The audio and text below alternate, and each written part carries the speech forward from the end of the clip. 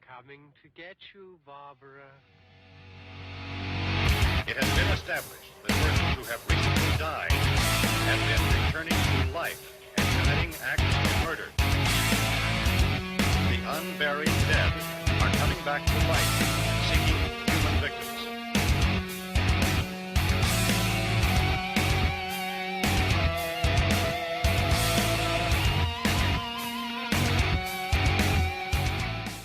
This week on the podcast from Beneath, it's our final episode of Friday the 13th. How's it going, guys? It's going well. We're here. We're alive. I think the United States government remains intact. We shall see. We shall see, yes. I do want to, before we get into this Friday 13th thing here, there was, in our last episode, not our last episode, but the last episode that we just recorded that came out today, we were discussing new movies that are coming out this year, and there are a lot of part 7s, part 10s, and I was sort of getting like, I was like, well, that franchise has been ran into the ground. Why didn't we feel that way whenever Friday the 13th was coming out? Well, give me an example. I believe there is a new Paranormal Activity movie coming out. Yeah. It's going to be part 7. Right. Do you feel that franchise has ran into the ground, and why do you feel that way and not that way about 80s slasher movies? They did a 3D one, and that's the point when I was like, oh. Well, no, it's interesting because I just showed Megan the Paranormal Activity series, Yes. and you seem to like it a lot. Yes. What to you, was there a point where it felt like the quality dropped off significantly? Oh, I think it was that last one. I think it was the one that was in 3D. I think I, for the most part, enjoyed them at least somewhat up until the 3D one, and that's the one when I was like, oh, fuck you. But that was also the magic camera Yes. episode, and The girl going through the portal, I was just like, oh, and there's like all this stuff like coming towards the camera, and it's doing all the 3D tricks, and they're like working the movie around the technology rather than the technology supplementing the movie, and it just felt really, really lame. well, it's really interesting because I appreciate, and this is circling back to your question, I appreciate the fact that the Paranormal Activity series, whether it was a good film or a lesser sequel at the time, they all tried to have a mythology, rather than just simply saying, oh, that last one made money. Okay, well, then what? And then come up with a new story, and then go, and then what? And you just keep creating these new stories that start to go further and further away from what the original premise was, which is what we see happen with Friday the 13th or Elm Street or any of those sort of franchises, the slashers in particular. But Paranormal Activity tried to say it's a story that is unfolding and we are unpacking it in front of you. And rather than being, the next chapter, sometimes it's showing you what was happening in parallel or right before or what have you. I thought that was a really cool thing about that series. And even the ones I didn't like as much seemed to be continuing with that until that last one, which was not only in 3D, which fuck you, 3D found footage, but was also just sort of like, it was weirdly disconnected from the rest of the series, but was supposedly the ending. It tread a lot of this similar ground, and yet it was also trying to do these things that felt like they really didn't jive with anything else. It was strange, and there were characters there. Okay, anyway, so yeah, why do films now feel like they're being run into the ground? Well, but the thing is that with Paranormal Activity, if we have another one, it is really far removed from the last one. And we will see this when we look at Friday the 13th, for example, where, there was a new one every year. And then suddenly it was like, well, there's a new one every, it's been 5 years since we've had one. Now it's been this many years. And now this is a remake, in a whole new century. It's kind of, a thing where the entire franchise becomes disconnected and disjointed. And I think we see that when we start talking about these Friday the 13th movies tonight, because once New Line Cinema picked up that franchise, they began just kind of making one every couple of years, and there was no uniformity to it. So no, I don't want another Paranormal Activity that is, 10 years removed from the last episode or whatever, but I would love to see them go, we're really sorry about that last one. We are now going to make the definitive chapter that makes sense of all of it. All right. Well, that makes sense. We were talking about movies that were coming out this year, and there was a bunch of part 7s, part 10s. I think I'm pretty sure there's another Final Destination movie coming out. Oh my gosh. Well, and I just kept thinking, I don't remember being upset that there was another Friday the 13th movie coming out or another Nightmare on Elm Street movie coming out. So I just didn't know what the. Well, take a look at this. This is a really important point, and that is that ever since COVID, the release model for new films is completely different. And the movie that was supposed to get everybody back into cinemas was Tenet, and it didn't happen. And so Wonder Woman 1984, the whole idea there was we are going to concurrently release that in movie theaters and on HBO Max. And that film, aside from the fact that critics hate it and so many audience members hate it, there's also the fact that it's made like no money at all. The entire scheme of making $300 million superhero movies is going to completely collapse after 2020. It's not sustainable. So that's why you're seeing, Final Destination 25 and Paranormal Activity, we're sorry, and Scream, is coming back. And these are all small films that don't cost much. That was why they were being made in the 1980s. So you could finance a James Bond movie or whatever else. And all your Oscar bait. And now fucking Wonder Woman didn't make money. Christopher Nolan didn't make money. But I can guarantee you that the Scream remake is going to make a shitload of money, and it's a return on investment, and it's both great for people like me, and it's really a very sad moment for people like me. Right. All right. So where are we at in the Friday the 13th franchise?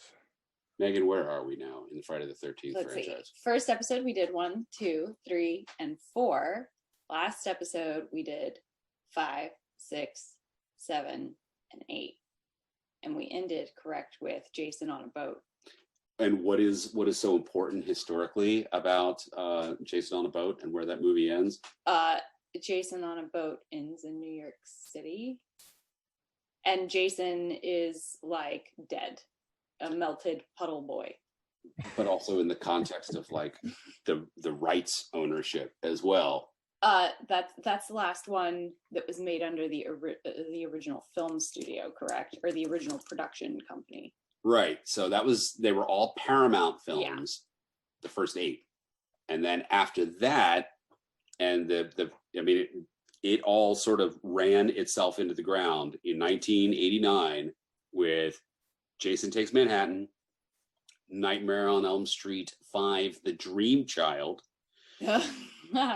and Halloween, depending on which version you watch, it's either Halloween 5, The Curse, or not Curse, I'm sorry, the Revenge of Michael Myers, or it's just Halloween, The Revenge of Michael Myers. Do you mean Halloween Kittens? Yes, okay. The most fucking unwatchable movie other than Resurrection. There is 100% a nip slip in that movie that the internet has not discovered, and I'm amazed that no one talks about it. Yes, I was really impressed when that. I don't normally use the is it a Dr. Loomis nip slip?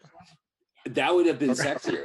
I don't normally choose to number one, because I'm a decent person, but number two, I think so highly of you, Thank you. that I don't normally use dumb bitch very often when describing a character, but that dumb bitch in that fucking movie who's just running around on cocaine doing her dinner theater performance, Oh my God, it's something. shrieking and screaming and tap dancing her way through that fucking movie. And I'm not talking about Danielle Harris. But when Danielle Harris is being chased across the field into the woods, Yes. and that dumb bitch In that Halloween costume that's and- real super low cut. and she leans forward. There's a point when she's stumbling through the trees and like part of her top absolutely comes down and her cape has flapped open and everything is like on display for like a microsecond. And I was just immediately like, there was like naked boob right there. And then I went to like Google because I was like, why isn't it? I feel like I would have heard about this. No one has said anything. I think I'm the only person who's ever seen it and I don't know why. And can I also take this moment to say that this character whose name has completely fallen out of my head, I would like to say that if by some chance the actress, whichever is the correct term of the moment, happens to hear this particular episode and hears herself referred to as a dumb bitch, I bet you're a really awesome and lovely person. What was she dressed up as in the movie? She was dressed up like a vampiress or something, right? Okay. She was dressed up as a dumb bitch. She And she had on like this really like floofy skirt and like the white like real low cut like stretchy top. And, But like, it wasn't this one, was it? no. She's the Kittens girl. She's the Kittens Yeah. girl. No, it's the lead. Okay. After Danielle Harris's foster sister or what have you is killed at the beginning, it's the sister's best friend, and that should show you how much Encyclopedia Eric is trying to blot this shit from my memory. I can't remember she's character basically names. the main character of yes. the movie. I can't remember character names. I can't remember actor names. I fucking hate this goddamn film. But she might be, and to you, if you're listening, young lady, I bet you're an incredibly awesome person, but that character is a dumb bitch in every way. And if your performance informed her dumb bitchiness or perhaps crafted a dumb bitch, bravo. You did a fantastic job. It's spot on and absolutely perfect.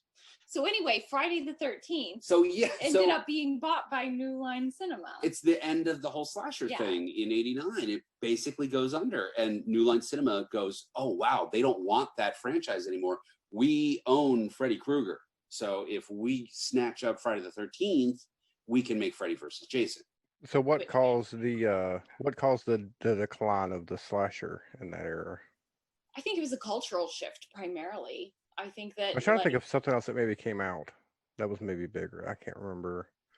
I think it's just that the tone of those films changed so much that they were really trying to scare people in the early 80s. And then by the end, they had, thanks to Dream Warriors, all these slasher movies were sort of leaning in hard into MTV and music videos and tie-ins and shit like that. It wasn't the same thing anymore. And I think it just became, if you weren't going to be scared, it was just boring for the average, non-horror fanatic. Well, it may have also been what we were talking previously was it was probably cheaper just to make lower budget straight to video horror. So people were probably renting more instead of going to theater.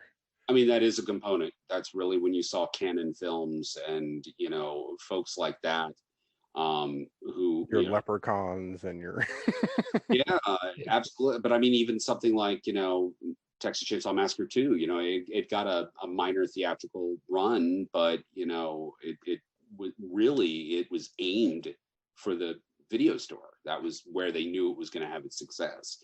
You had all those movies that were picked up, like Slumber Party Massacre, and the films where Sleepaway Camp, where you had the part one.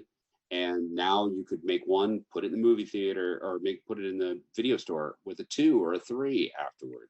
And I mean, that goes right back to what we're seeing in 2021. You're seeing all those part 7s because that tells the Gen Zer who is, very, very savvy with streaming platforms, but has never seen a Scream movie. Maybe they saw the Scream show on MTV, Right.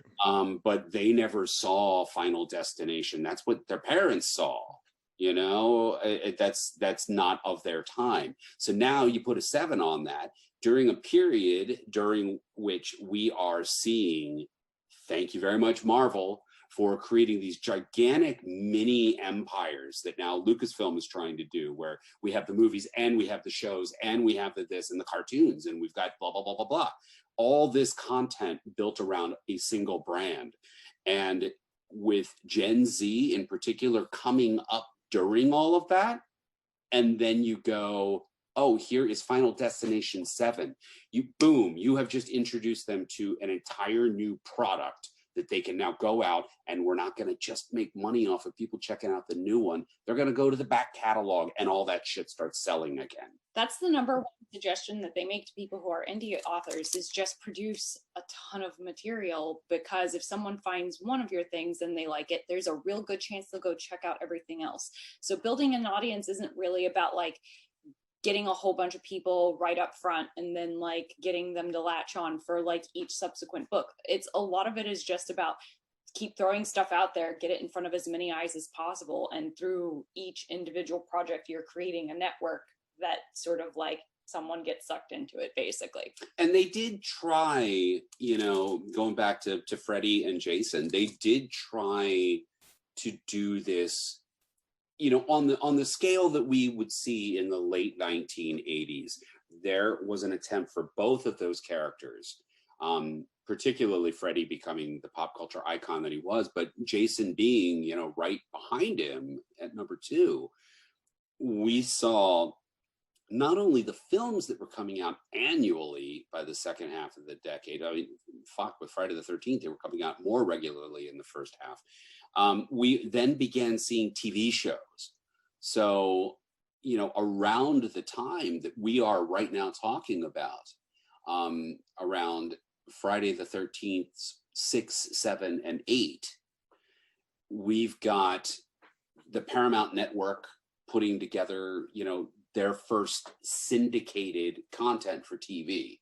It's like, it's a new arm of Paramount where it's not just, releasing films to cinema. You now have their own little mini, TV network, and they create shows and then essentially sell the rights to play them in different markets to other major channels. And that was the big syndication boom that started with not only Friday the 13th, the series, but a show that you may have heard of also that was a Paramount product called Star Trek: The Next Generation. And so syndication that existed on a smaller scale before that just blew up. And so New Line was able to create a Nightmare on Elm Street TV show called Freddy's Nightmares. And so many people were able to do that. One of my favorite shows of all time is a syndicated show. It's Babylon 5. It's essentially the indie form of getting a television show out there. You sort of make the content and then you sell it to people to have the rights to show. So yeah, I mean, this was the end of the 80s boom, and New Line picked up Jason Voorhees and thought, okay, well, it's now 1992 at that point, 91 or 92. They had just finished Freddy off in 91 with Freddy's Dead, The Final Nightmare, which was then followed by the next movie made by New Line, Jason Goes to Hell, The Final Friday. They kind of have similar names in that neither franchise is named, but the character is named. Jason Goes to Hell, Freddy's Dead. And each one is like this real, almost TV appropriate slasher film without a lot of slashing, and a whole new backstory and mythology that is created just now for the final episode. Right. Very similar. Jason Goes to Hell feels a lot like an episode of X-Files at certain points, if you know what I mean. I know exactly what you mean. The fact that Stephen Williams is in it certainly does not hurt your argument. Well, before we jump right into it here, so we tried and I feel like we kind of failed miserably at trying to keep some kind of continuity through 8 of these movies. So, in the last movie, obviously he's turned back into a child. Fuck, And we gotta do the maybe- recap. We gotta do Maybe, the yeah, recap. we got to. Yeah. All right, who wants to handle this? So number one, Jason isn't in it. It's just his mom. He supposedly drowned as a child. In 1957, Yes. he drowned because the counselors weren't paying attention at Camp Crystal Lake. In number two, mom is dead. Jason is now a mythical figure roaming through the woods who kills campers to revenge his mother's death. Because he didn't die, Because he's not dead. He got out of the lake somehow. but never went home Right. or notified his mom, who kept coming by to set fires and poison the water. Lived in the woods. But did we decide, was that Alice's dream where he pops out of the water? Yeah, Because- we concluded that he was That must be like that was a dream. Yeah. Because he's still like 11 years old, and Right. it's 1980 rather than But 1957. if we're not Right. dealing with like woo yet, then he has to have been older. Okay, So that has to so have been a dream. when 3 months later he fucking wears a bag on his head and carries his mother's oh my god, what's the fight? Decapitated. Yeah. Decapitated head, rides a bus or whatever to get to wherever Alice is living, and then goes to a payphone and calls her. That's my favorite part. Can you imagine like walking up to use the phone booth and fucking Jason with that big alopecia comb See, over? why doesn't somebody do that? That could be like Friday 13th part 1.5. I'd be down with it. Him getting there, you know what I'm saying? Him going there. Well, he shows up as an adult. He's a grown ass adult at this point. And that is because she saw him in a dream. Okay, but he has long hair Yes. and kind of a neck beard Yes. going on, and then he gets hacked through the clavicle at the end after he Right. gets the whole Takes like the shot mommy to the trick, shoulder. the mommy Yeah. trick. And then part 3 happens, and he shows up Yes. with no hair. Yes. Correct. And then takes an axe to the head. And in the flashback from a year ago, where he may or may not have raped Dana Kimmel's character, he was wearing the same clothes he was in part 3 with no hair, Yes. It's confusing. which goes into my whole theory, dear listener, that there is no singular look for Jason Voorhees, and that somehow he reflects whatever you're afraid of. I argued this last time. That's why his face changes in every single movie. Sometimes and we're getting there with Jason on a boat. So he dies with an axe to the head at the end of part 3. By the way, we keep teasing this and we haven't gotten around to it. Where is Paul? Where We is didn't Paul? talk about it in part 1. We didn't talk about it last time. I'm just going to throw this out there. Where's Paul? Where's Paul? At the end of part 2. And we never account for Paul, except the next day in part 3, as the kids and the inexplicably pregnant couple are driving to Higgins Haven with a bunch of really old Cheech and Chong sort of ripoffs. They stop because there's a figure sleeping in the middle of the road. Yes. And this is our new Walt Gorney character, variation on Crazy Ralph. But they killed Crazy Ralph in part 2. So here's our new guy. And he pulls out an eyeball Yes. that he shoves into the camera because, 3D. And he says he found it. Yeah. That's Paul's eye. Oh my god. I thought you were going to say that was Paul. Oh, I think He's Paul- gone crazy. Or Jason killed him and scattered him or did something real bad to him that, Crazy Ralph part 2 found the eyeball. I like this. I find your headcanon to be acceptable. Well, thank you. Yes. Then the mother jumps out of the lake for no fucking reason other than to be a chair jumper. Yes. We don't come back to that. I don't think it matters that much. Not that Chris would have ever known. Chris didn't know what she looked like. No, that's true. If Well- Chris was able to project into the past what Jason looked like now with the bald head and the clothes, how is it that is Jason reverse projecting so that he's like, that's what my mother looked like, and that's what she'd look like if she was dead but her head was back on. I do want to touch on one thing real quick too before we move on, because you probably already know about this since you have the box set, but there was a deleted scene where Jason chops off Chris's head. Yes. We wouldn't have had a final girl in that movie, or was that a dream? Was There that gonna be the chair? Because I never got to see it. I've There only were heard of it. multiple endings to that film that were shot and were not used. And the interesting thing is that the footage for the end of part 3 no longer exists, but there are still shots that were actually taken by the actor who played Shelley. He took a number of photos, and they've been used to sort of create an approximation of how the scene would play out. At any rate, it's notable because the makeup effects for Jason, now the way we remember the movie, he sort of looked like he had some sort of facial deformity in the way that he was born, and that he perhaps had a developmental disability as well. But the original design looked a little bit more demonic, and he had pointed ears, and it was created by Stan Winston, of all people. Who just went on to, become a giant in the field of makeup and effects. Like the last thing he ever did was designing, fucking Iron Man armor. Yeah. This guy was huge, and he did a Jason design that they filmed this ending, wherein Chris goes out into the pond that is supposed to be a lake, and she wakes up, and in a very, very, I think, genuinely effective scene, she sees Jason's face unmasked in the window. And then he comes running downstairs and out toward the boat, and she's frantically trying to get away. And when she looks, none of that has happened. And what could it be? Oh, is she crazy? Is that Jason's ghost? And then, chair jump. And here comes the shape out of the water, except it's fucking Mrs. Voorhees. In her big sweater. She's a rotted head, and she does not have to launch herself out like Jason did at the end of part 1. Instead, she just kind of has to stand from her kneeling position because this water is like a quarter of an inch deep. It's like, seriously, a bee could comfortably drag his own dick along and touch the bottom of the surface. And that was really evocative.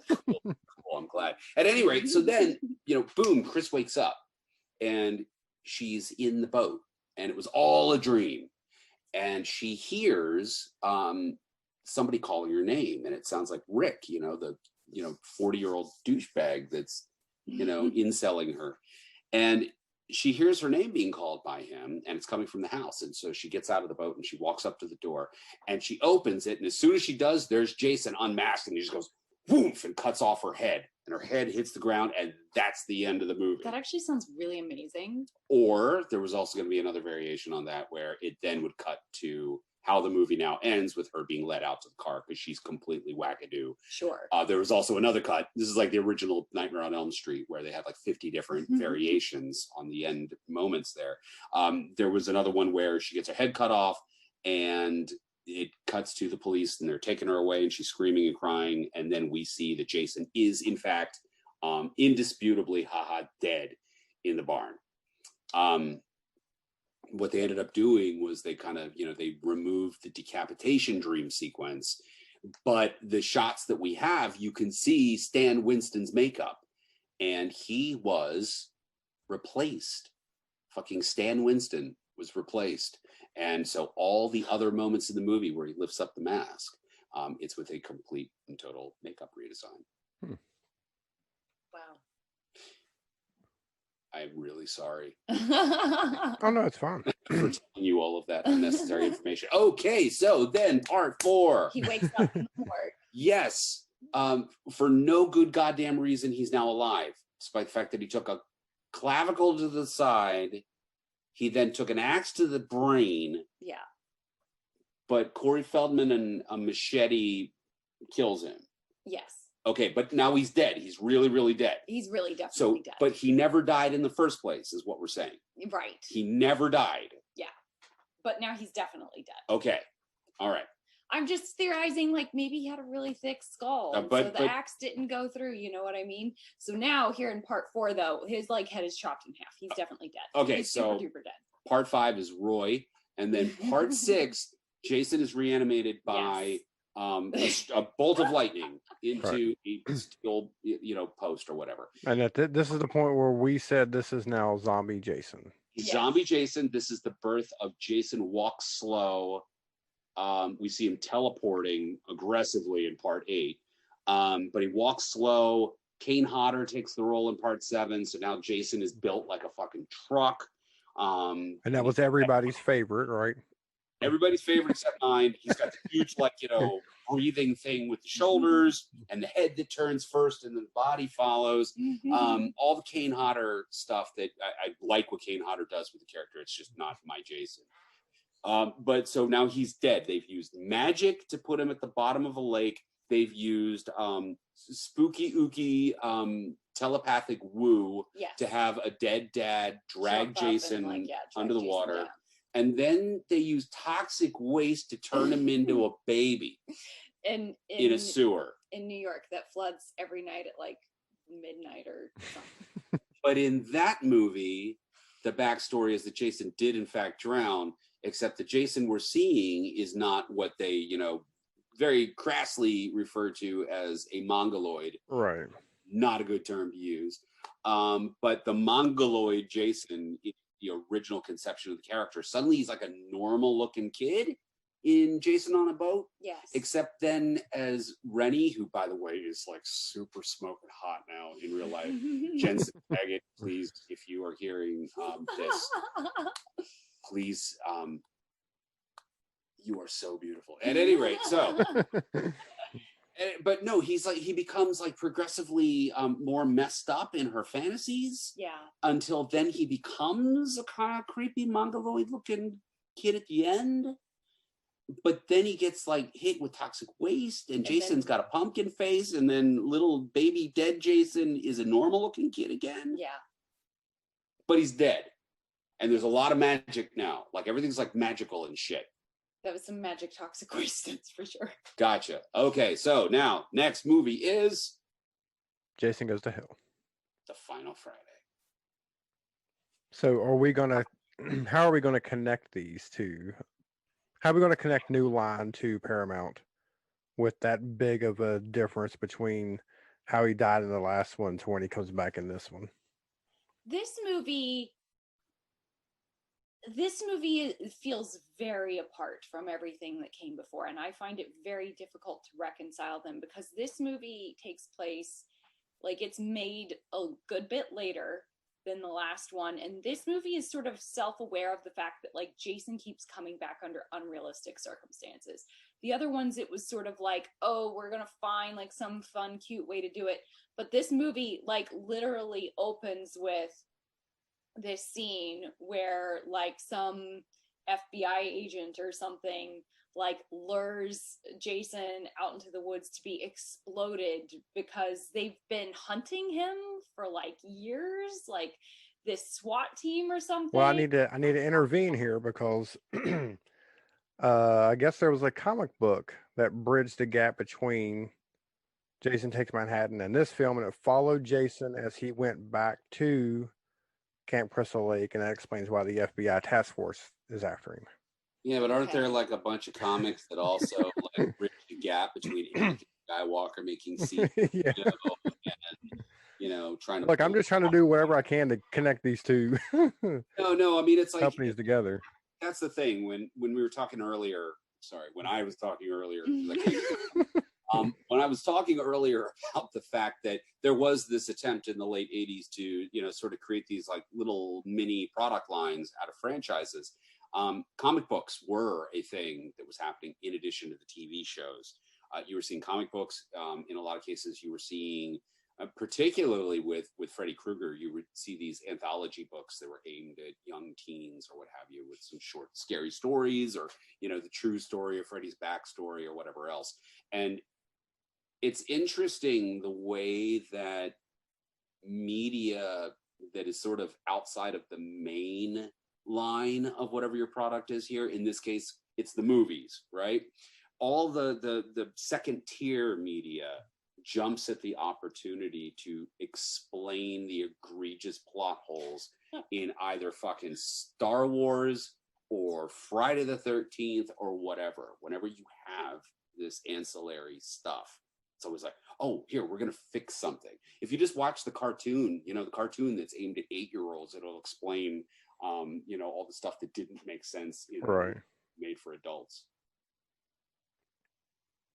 So yeah, bridging the gap Bridging the gap. between 8 and 9 is Well, it's just between it's, they ignore it. it's yeah, or they basically say, hey, like, we're approaching this movie with the understanding that this character just dies and then comes back to life all the time, and it's inherently built into the movie, so they have to deal with it that way, which they almost had to at the time, because people sort of understood these tropes. To make another movie that's actually going to be scary and that's actually going to be serious, you kind of have to somehow take that concept seriously and integrate it into the plot, which is exactly what they did.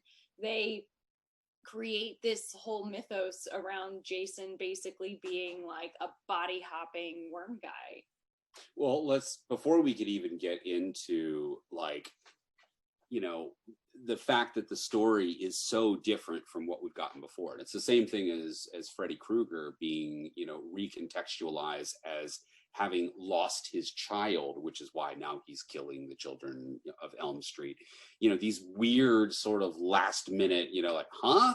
And then they try to end a story with information you're given at the very end. It's kind of like the Rise of Skywalker. It always comes back to Star Wars.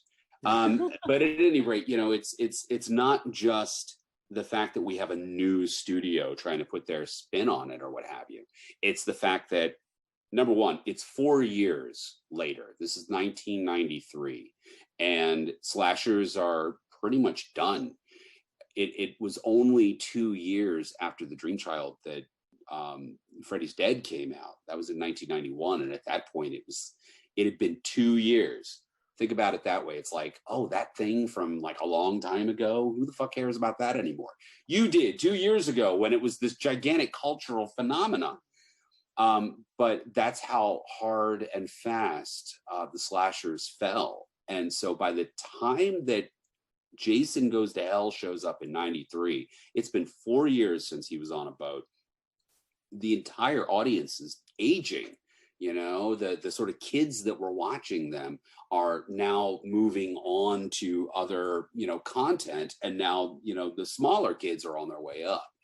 So, you know, the entire fan base is a new thing. And this is the perfect opportunity to not only end the Jason Voorhees we had, but to now use it as a backdoor pilot, more or less, for the movie that we want to create for the older fans and the new fans. And that's Freddy versus Jason. That's going to be how it all comes back in a nice WWE package with the monsters fighting each other.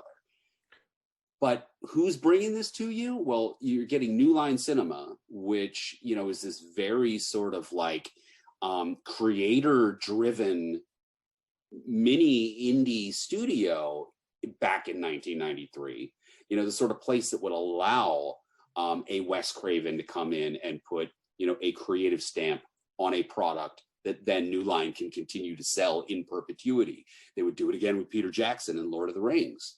That is so removed from Paramount, where they were looking at Jason as just a way to finance their other more prestigious films. And so they kept consciously remaking the same movie over and over and over again, to the point where they became embarrassed by it, but they couldn't turn down the opportunity to, you know, the financial windfall that came with it, until they decide we just don't want it anymore. It's not worth anything to us.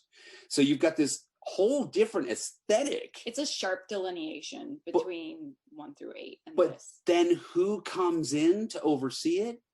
Sean Cunningham, the guy who created Friday the 13th, made that movie, made that money, and then decided that once Paramount said, yeah, we want to make a part 2 and we want to make Jason the Killer. And Cunningham, if you remember, didn't just want to rip off John Carpenter by making a masked psychopath slasher movie for real cheap. He also decided to pick a holiday theme, and then every year there would be a new movie with new characters in a new location. So it'd be an anthology series. And Paramount said no. We want to make, you know, Camp Crystal Lake, and now it's going to be Jason instead of the mom. And Cunningham said, well, you know, I'm not interested. And he hated the fact that his movie, which was about a killer mom, became about a guy in a hockey mask running around killing people for no reason at this point. That when he had the ability to come back and to come to this incredibly creator-friendly studio and be able to go, all right, I'm going to fix this shit. All right, I'm going to end this. I'm going to put this down. And my first order of business is I don't want a guy in a hockey mask running around. And that's exactly what he got. That's exactly what he got. Whether you So like whenever a New Line bought I don't know how all this works. Did they buy just the name Friday 13th? Did they buy the character Jason? Do they own all the previous movies? Maybe that's why there's some stuff left out, and that's why they kind of had to start over with. Well, you're kind of foreshadowing everything that's happened with Cunningham and with Victor Miller and their lawsuit, and who owns the rights to what part of Friday the 13th. Because Jason the character and then Friday the 13th, the name of the franchise, are technically two separate properties. It's what has, nearly happened several times over the past couple decades with Superman, where, the family of Siegel and Schuster, they own the rights to certain things, like a character's name and things like that. But then there are all these other components that belong to DC Comics and, by extension, Warner Communication.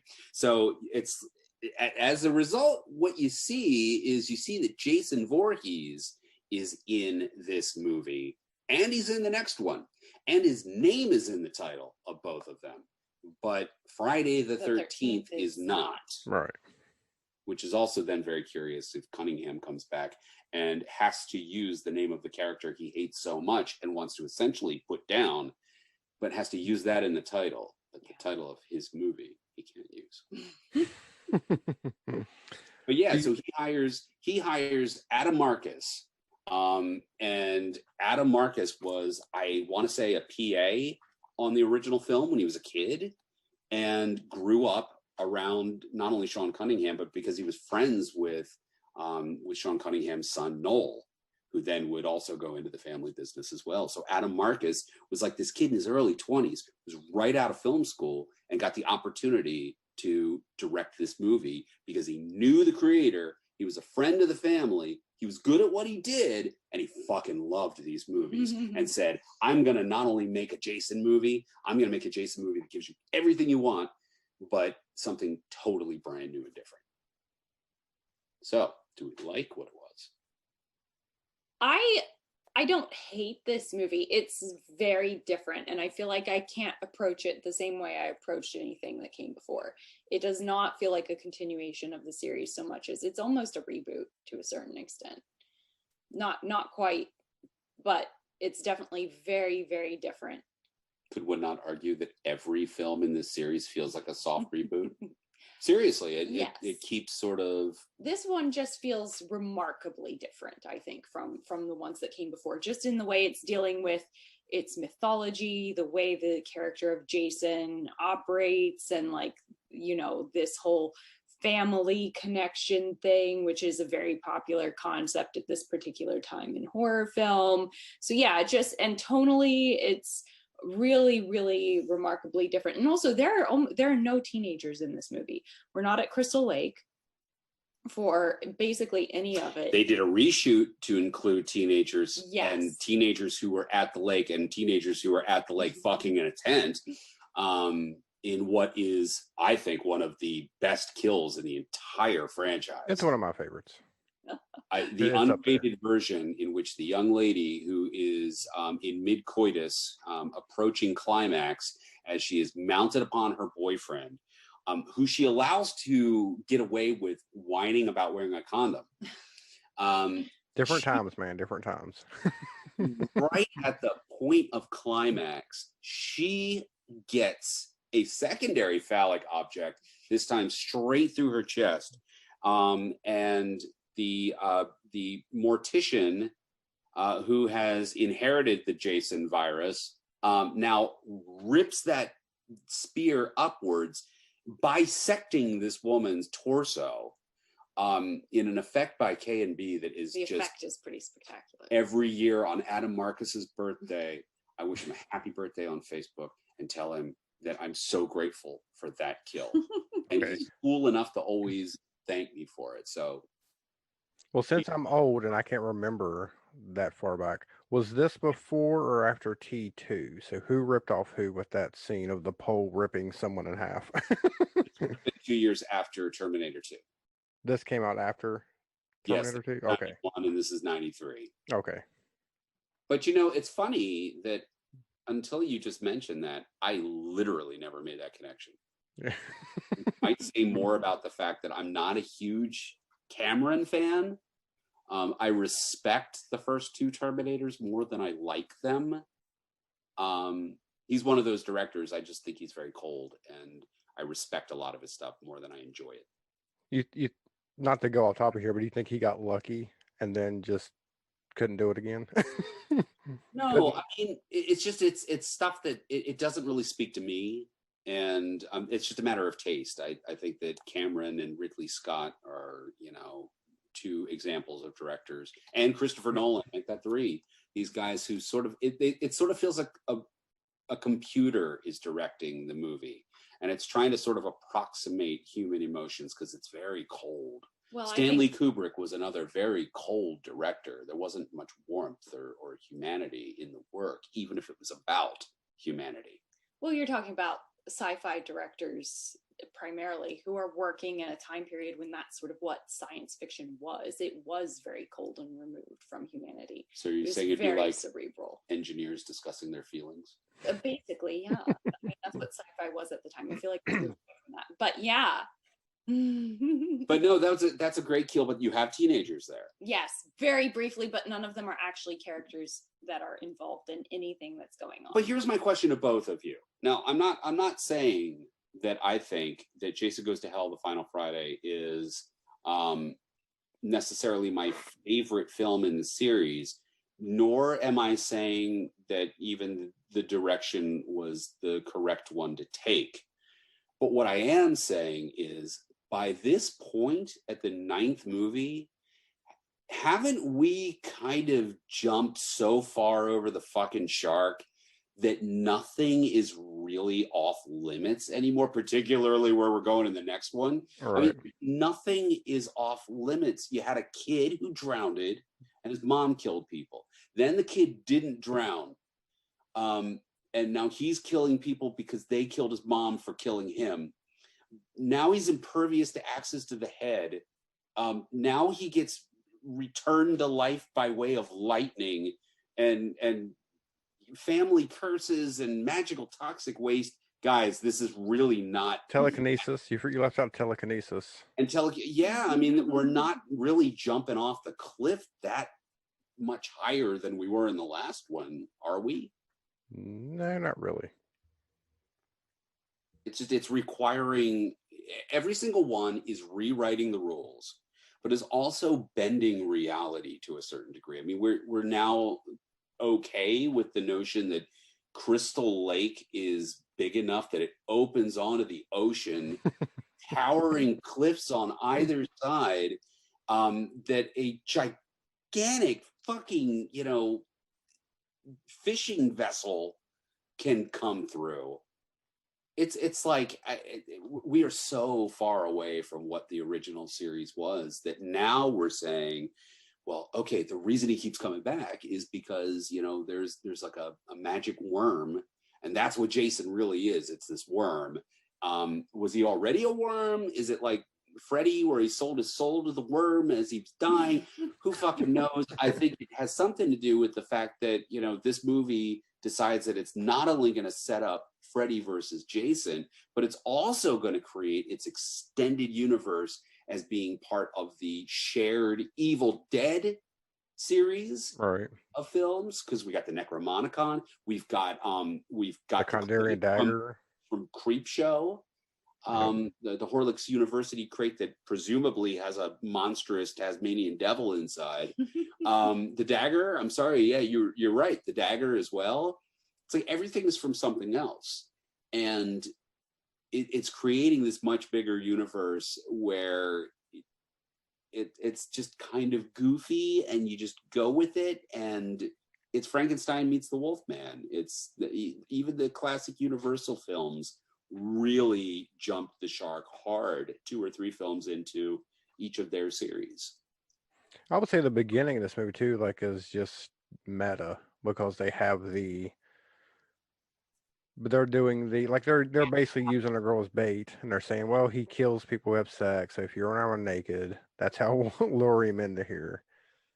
Do you think that was just a shot at the audience, or I think it was a great way to start the movie where they go, you know, the whole idea here is let's give you Friday the 13th for the first 5 minutes of the movie. And it's everything that you think you know. And, you know, it's kind of a kind with part 6, where Tom McLaughlin was trying to, you know, it had little hints of what Scream would eventually have with the meta self-reflexive humor. And this movie was doing it as well. It was saying to the audience, we know that you're in on the joke and that you're expecting all this stuff to happen. So here we go. And she's hot and she's got big boobs and long, you know, fluffy 93 hair. Probably was listening to Warrant in her, you know, convertible on her way up to Camp Crystal Lake. You know, she comes in, she takes off her clothes for no reason at all. And she's wearing a thong, and we get to see boobs, and she takes a bath, and then she gets out, and then there's like, you know, ooh, lights, and we're going, this is where Jason is going to pop out. There's going to be a jump scare, and then we're all going to catch our breath, and then the real scare, and it's going to be Jason, he's going to do something, and that's exactly what we get. We get the chase through the woods, and then boom, boom, boom, all the lights come on. The FBI jumps out. They fill Jason full of bullets, and then they drop a bomb on him and blow him up. And then the title of the movie. yeah. And that's, I mean, you know, we could say that's dopey, and it is dopey. It's but just masterfully executed. They hit all the right notes at all the right times. It's wonderful, and that's coming on the heels of everyone going, wait a minute, parts 2, 3, and 4 all happened in the same couple of days. Why didn't they empty the area? And how is it that, you know, Jason keeps coming out of the lake and killing all these people, and they haven't, you know, no one's put it together yet? Well, they put it together, and we're getting to see kind of what would happen. And, you know, right down to there's, you know, a cheesy America's Most Wanted style shitty Fox TV style, like a 1993 show called American Case File. And they've got Creighton Duke, the wonderful Stephen Williams, on there as a bounty hunter. And they're exploiting Jason Voorhees. They're making Jason burgers in his hometown.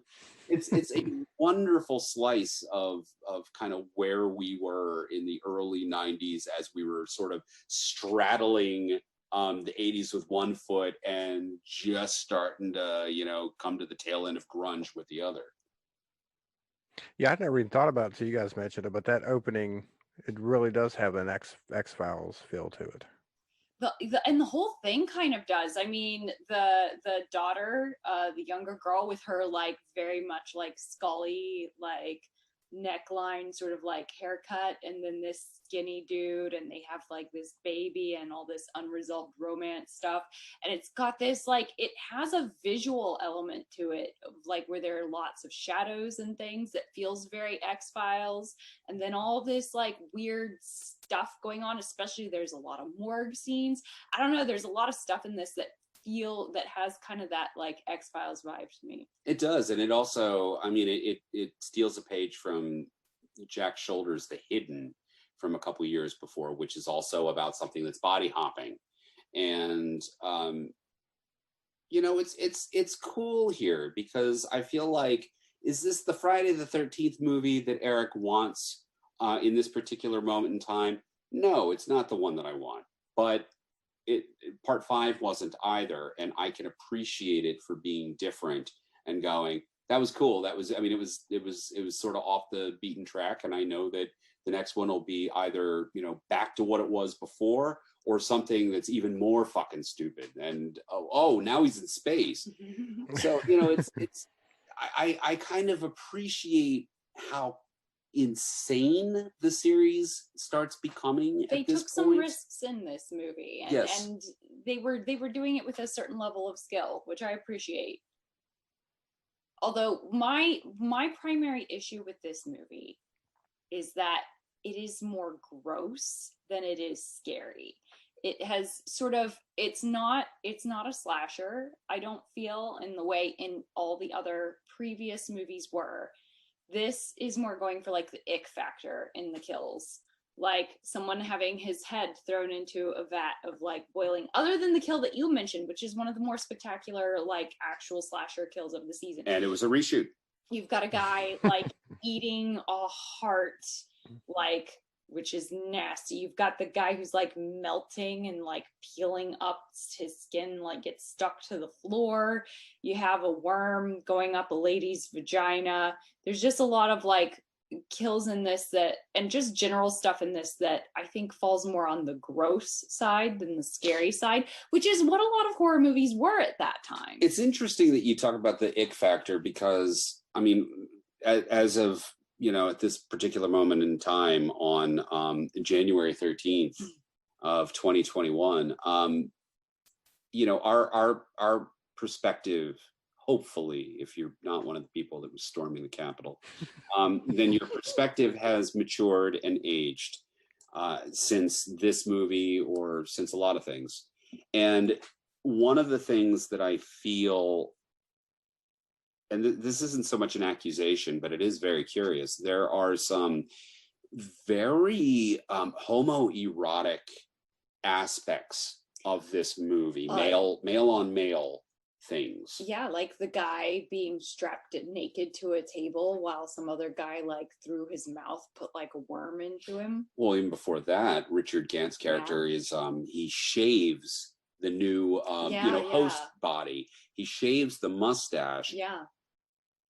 While he himself has a mustache. So it's very kinky the way he ties him down. Basically, you know, it's this S&M sort of sequence, as he's got foot or leg and wrist cuffs on, and then his feet are up in like stirrups.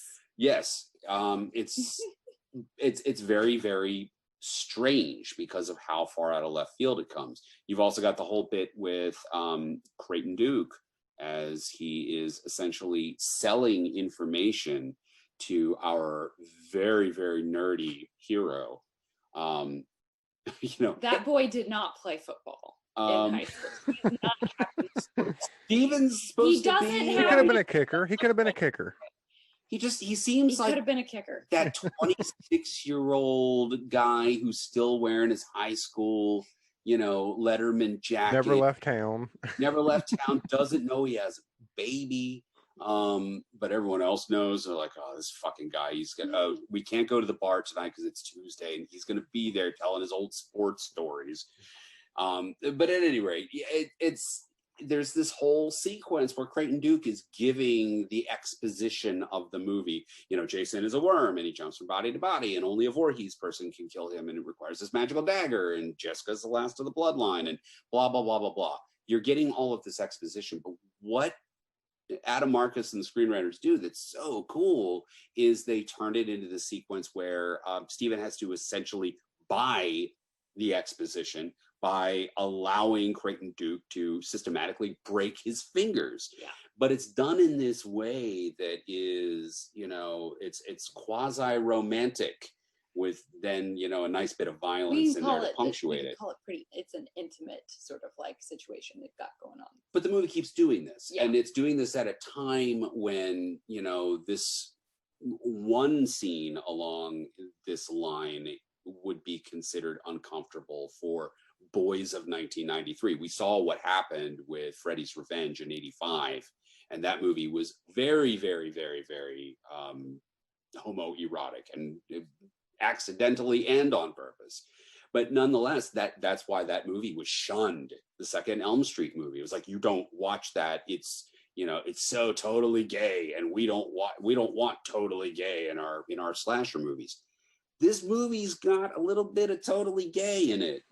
And I can't help but wonder if that was done to make people uncomfortable, less to do with actually what's happening in the scene than by virtue of the fact that it's male on male. Which at the time was certainly still taboo. Yeah. You don't do that. You don't do that in mainstream movies unless you're trying to creep people out. So yeah, this one's gross. It's interesting because I find those elements fascinating for the same reason that the second Elm Street movie is my second favorite after the first one. I feel that those elements that are included, whatever their motive is, they're a very, very different kind of spice that's added to what is otherwise a very similar recipe. And by virtue of seasoning it that way, it just gives it this completely different quality. And I love it. I think that stuff is fantastic. Yeah, I only remember, see, the death we talked about, which is our favorite, the head crushing in the door, in the car door. Was that this one? Head crushing in the car door. No, that wasn't this one.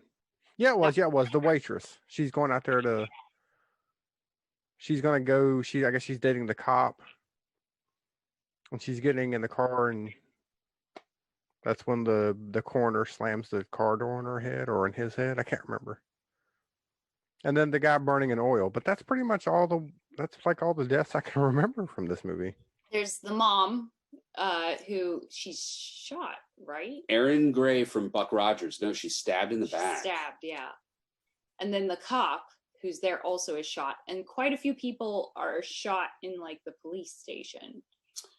Well, yeah, at the police station, Jason, or sorry, Stephen jumps his cuffs. Yeah, Yes. I love when he jumps his cuffs, which is fantastic. Well, Jason also kills Kane Hodder in this movie for calling him a pussy. Yeah. And everyone decides to put a baby in a storeroom box, This one in a makes me cardboard so box, nervous. and then put it up in an elevated position where the baby could turn and knock the box down, and that soft spot would get even softer. Different times, man. I don't think car seats were mandatory back then, were they? I don't think so. I have this it makes me very nervous when there are babies in horror movies in peril. It's something that actually, like, I don't get more scared. I just get like mom anxiety. And so I prefer it when movies do not have babies in peril in them, because I find it very distracting. I cannot pay attention to the movie because I'm like, someone fucking, like, don't put the baby in a box. What are you doing? All I can do the entire time, once there's a baby on screen and in danger, I can only think about the safety and the well-being of the baby in a way that it's very distracting for me. Well, okay, then here's what's really distracting for me in this movie. And I would love to talk to Adam Marcus about this. If you're listening to this, I would absolutely love to ask you these questions. I write for Ain't It Cool News, and I would love to do an interview with you about Jason Goes to Hell. But one of the things I would ask Adam Marcus is about the decision to shoot the film the way that he did, and if he would do it again. And by this, what I mean is that Adam Marcus, like I said, was very young. He was in his early 20s. He was right out of film school. This is his first feture film. Which makes it kind of extra amazing because it's got a lot of style and a lot of punch. Yeah, and it's also, it's an excited, fresh out of school, big ideas. I'm going to reinvent the wheel. And he goes for it, man. He goes for it. And he made a decision, and this decision was that actors, when directed, tend not to give you the speed and urgency that he wanted. So rather than be George Lucas and just like faster, more intense over and over again, Adam Marcus decided to shoot at a higher frame rate. And the real quick version for you folks out there is that film is typically 24 frames per second. It's like those flip books you used to make in school, and you draw the stick man taking a hat off or whatever. It's the same thing. It takes 24 photographs, the camera, 24 photographs per second. And when you play them all real fast at that proper speed, it is what is called the illusion of motion. So it's not real motion picture the way that you're thinking it is. So with that being said, Adam Marcus decided to shoot at a frame rate in which everything would be faster, like everything would be faster. By shooting at a slightly lower frame rate, it means that everything starts moving differently. So he gets this, sped up, sort of everybody kind of looks like they're on coke through the whole movie. And what happens, though, is that because the sound, particularly at this time in motion picture production, the sound is recording separately. That sound no longer is in sync with this footage that is not shot at 24 frames per second. Sound was recorded at that rate. So now they need to speed the sound up to make it sync with everybody's actions. But now everyone's going to sound like a chipmunk. So now they have to use harmonizers. I don't know if this was software, if this was like a pedal box, or what exactly they did, but they had to artificially like lower everyone's voices back down to a normal level and make it sound like it was recorded that way. That was the trick. How do we speed it up so now it matches everybody's lips, but then we make it sound at a deeper register without making it sound like we just pitch shifted down. As a result, Jason Goes to Hell, to me, distractingly looks like everybody is on cocaine. Little gestures that people are doing are super hyper exaggerated. Or when people are like walking and having a conversation, they all look like they're just like real super jittery. And then there's this kind of off-putting, kind of manipulated quality to the way that everybody is talking, while we also have Harry Manfredini scoring on a Casio keyboard. So, Adam Marcus, if you're there and you can find me at 8 Cool News, where I write as EKM, I would love to ask you about the process that you utilize when shooting this movie, and if you would ever do that again. Because it sounds like it was a fucking nightmare. Yes. All right, so you mentioned something before. You mentioned that in this movie we find out that only a Voorhees can kill Jason, correct? Yes. So if we go back to the previous movies, whenever Tommy kills him, does that mean Tommy was possibly a Voorhees? Since that's when he died? I think that's when he killed him?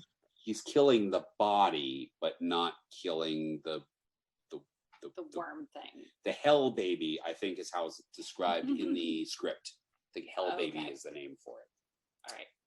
So, it's like, it's one of those retcons in which by, sort of seeking to explain away one plot hole, you create a bunch more. Right. It's like, oh, okay, well, that's why he keeps coming back to life. But, like, how come he kept coming back to life looking like Jason? But he can fully resurrect himself if he, like, worm jumps into one of his family members. So he climbed into Aaron Gray's vagina. Aaron Gray of Buck Rogers, ladies and gentlemen, in the event that you are too young to know, Buck Rogers and Battlestar Galactica were what old men like myself watched on TV because Star Wars didn't come out every week on Disney+. Right. Aaron Gray being so foxy, and then a couple years later being on Silver Spoons and looking, a little more matronly. And then here we go. She's like a, 35-year-old grandmother. And, she's dating Billy Green Bush, this actor who kind of a huge, strange amount of his career is made up of playing Elvis Presley's father, Vernon, in all kinds of Elvis TV shows and biopics and stuff like that. It's always Billy Green Bush as Vernon Presley. So she's dating this guy who kind of looks like her grandfather. And then she's the last one other than the daughter and the granddaughter. Right. Meaning that if Jason keeps being reborn and climbs into her vagina and is reborn with a mask, by the way, with all the same damage. It's definitely magic. Explain away that plot hole. Well, her vagina, it clearly has dark magic corrosive. Anyway, I'm sure there's some fucking fan site that has created an entire essay on, well, no, it makes perfect sense if you read the comic book.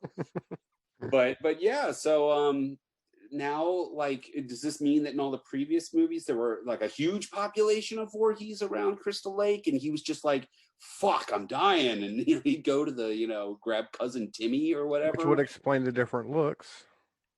Yeah, but the same mask. So he's like, this is the bodybuilder me, and then he's like, possibly able to get cousin Fredo for this one, and presumably that is what has been happening. Yes. And then Freddy Krueger. Yes. It ends. Well, I don't want to leave this movie yet without talking about, which I think, looking back on it, was one of my favorite parts of the film. And that is Creighton Duke. Creighton Duke is definitely a very interesting character. I just remember being kind of like, what is going on the first time I watched this movie? I love Creighton Duke. I love this character. If ever there were a prequel I want to watch, it is the Creighton Duke story, how his wife and child were murdered by Jason and how he learned of the Voorhees curse. Yeah, because that's impressive. That's like, what kind of background research are you doing to like discover this like resurrection power? Like, where do you even get that information? Yeah, Donald Glover, fuck off with this baby Lando shit. Give me the Creighton Duke series. Yeah, there you go. The Adventures of Young Creighton Duke.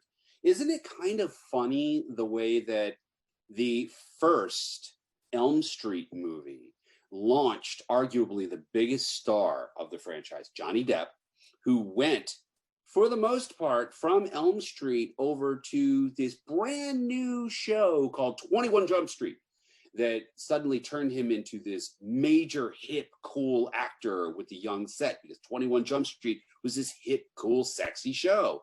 And then here we are just on the other side of the 80s, and Stephen Williams, who was also in 21 Jump Street as Johnny Depp's boss, is now showing up in what is presumably, no shit, guys, we mean it this time, the last Jason Voorhees movie. And he's that fucking guy from that show that's just that. Remember that stupid thing from like 3 years ago? It's the same thing. You fucking kids, of which I was one, and your constantly evolving tastes. Creighton Duke is insanely awesome, and I feel kind of like if the character had been written the way he plays it, because Stephen Williams chose to have the duster. Yeah, he that was the only way he would do the part, was if he could dress like a cowboy. So you feel like if that had been on the page, he's wearing a duster and he's got a cowboy hat, you feel like it was written for a white dude, and Adam Marcus did like, he was like, hey, how much cooler would it be if we put a black guy in here and totally turn the cowboy thing on its head, which makes it so awesome. But then you have to flip it around and go, well, then if in fact he was not written to be a cowboy, was he written to be black? And if he was, what was he supposed to be wearing? And in 1993, what does that look like? It's problematic, probably. It is, yes. I like the cowboy aesthetic. I think it works very well. As do I. Do we like the final battle with Jason? His presumable final battle on Earth? I think it was a letdown for this movie. You know what I'm saying? It was, you kind of I guess you expected more, and obviously they, for whatever reason, couldn't deliver. So yeah, it's definitely mediocre. You get the jungle gym from the birds. You're Your universe. I think they were they not starting to run out of budget there at the very end, and so they kind of had to like scale back a little bit. They shot a more plans were. It was more elaborate. It was going to be that like they were using all the stop motion and stuff, this claymation and stuff, and the ground was going to open up, and all of these demons were going to come out, and they were made of trees essentially. They were bad end, and they were gonna pull Jason Voorhees down like we see. And it's a much smaller, more scaled down version of that. But it's basically like Jason comes back and we're all like, everybody stand on your feet and cheer because we haven't seen him since the first 5 minutes of the Right. movie, other than like a reflection or two. Sure. And he's back. He's the man behind the mask. All right, so Alice Cooper, you owe me 2 cents, and it's probably Actually, you owe him 2 cents, don't you? no. I just plugged his stuff, and his 2 cents is going to be, you can't sing, kid. And it's my show, so I gotta pay. I gotta pay. I'll let you work that shit out.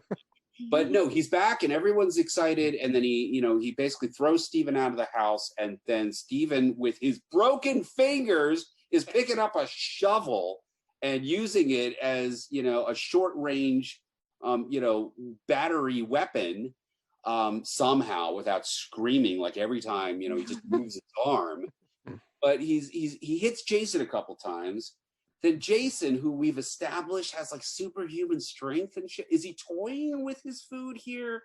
Because he could kill Jason with like one punch. He punched Julius's head off in Canada. Yes. Maybe he's weaker now because he just now got reborn, so maybe he's got to build his strength back up. There's a lot of like, I think at one point someone jumps on Jason's back to like slow him down or something. It's a little. Well, Jessica runs up Yes, from that's behind, right. and Jason just kind of like, he's just kind of like bitch slapping Steven around a little bit. Maybe he's just like looking at the Letterman jacket and be like, oh, I'm going to enjoy this. And then Jessica, the last Voorhees, who, I guess Goo Goo Gaga is old enough to handle a weapon, jumps on him and then, stabs him with the knife. And then, she's wearing police pants, which, by the way, is pretty hot. A girl in police pants. Also riding pants. Riding pants are nice. But she's wearing police pants. So she's got, either she looks like a cop or Han Solo or a bellhop. But either way, she's got the stripe and she does the kick. And, Jason is now, super CGI dead because, ghost shit starts flying out of him. And then he gets pulled down under the earth. And then we get the chair jumper, if that's what you want to call it, or the final stinger. Yeah, I think final stinger is a better word. The Freddy hand coming up out and like dragging the mask down under. It is distracting to me the same way the frame rate is distracting to me. Yeah. That is not Robert Englund laughing.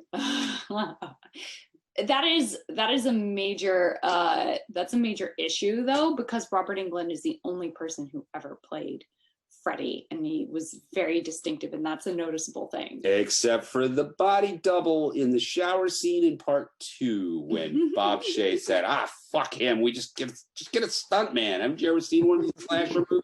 Don't meet his asking price. And then that scene's in there, and they're like, oh shit, get that Robert Englund guy on the phone. Yeah, it's Kane Hodder's arm that comes up. Yes. And I'm not sure who's doing the laugh, but it doesn't sound like Freddy. But I will tell you this. I don't know, Mr. V, if you were there in 1993, but I was there opening day in the theater to see this movie. And when that last moment takes place, I can think of few times in my entire life as a cinema goer. And I was there for the end of Return of the Jedi, when everybody rose to their feet as Vader picked up the Emperor and chucked him down the shaft. I've been there for a lot of movies, for a lot of midnight shows, a lot of big trilogy cappers and stuff like that. But when Freddy's claw popped out of the ground and grabbed Jason's mask, people lost their fucking shit. This theater, I thought they were going to tear the chairs out of the floor. They were so excited. They lost their mind. And I was one of them. I could not believe it. It meant it was happening. It's actually gonna happen. I think what would have helped back then too is no internet, so nothing could be spoiled for you. Correct. So no one going into that movie probably even knew that was going to be happening.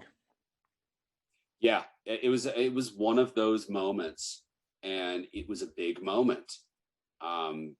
Even if you don't like the film, and a lot of people don't, for that last moment, I mean, it is the equivalent, is the closest thing. We talked in the previous 2 episodes about the fact that the most effective moment in any Friday the 13th movie ever is the chair jumper at the end of the first movie. And every sequel that followed and every imitator that followed tried to replicate that, and none of them could do it.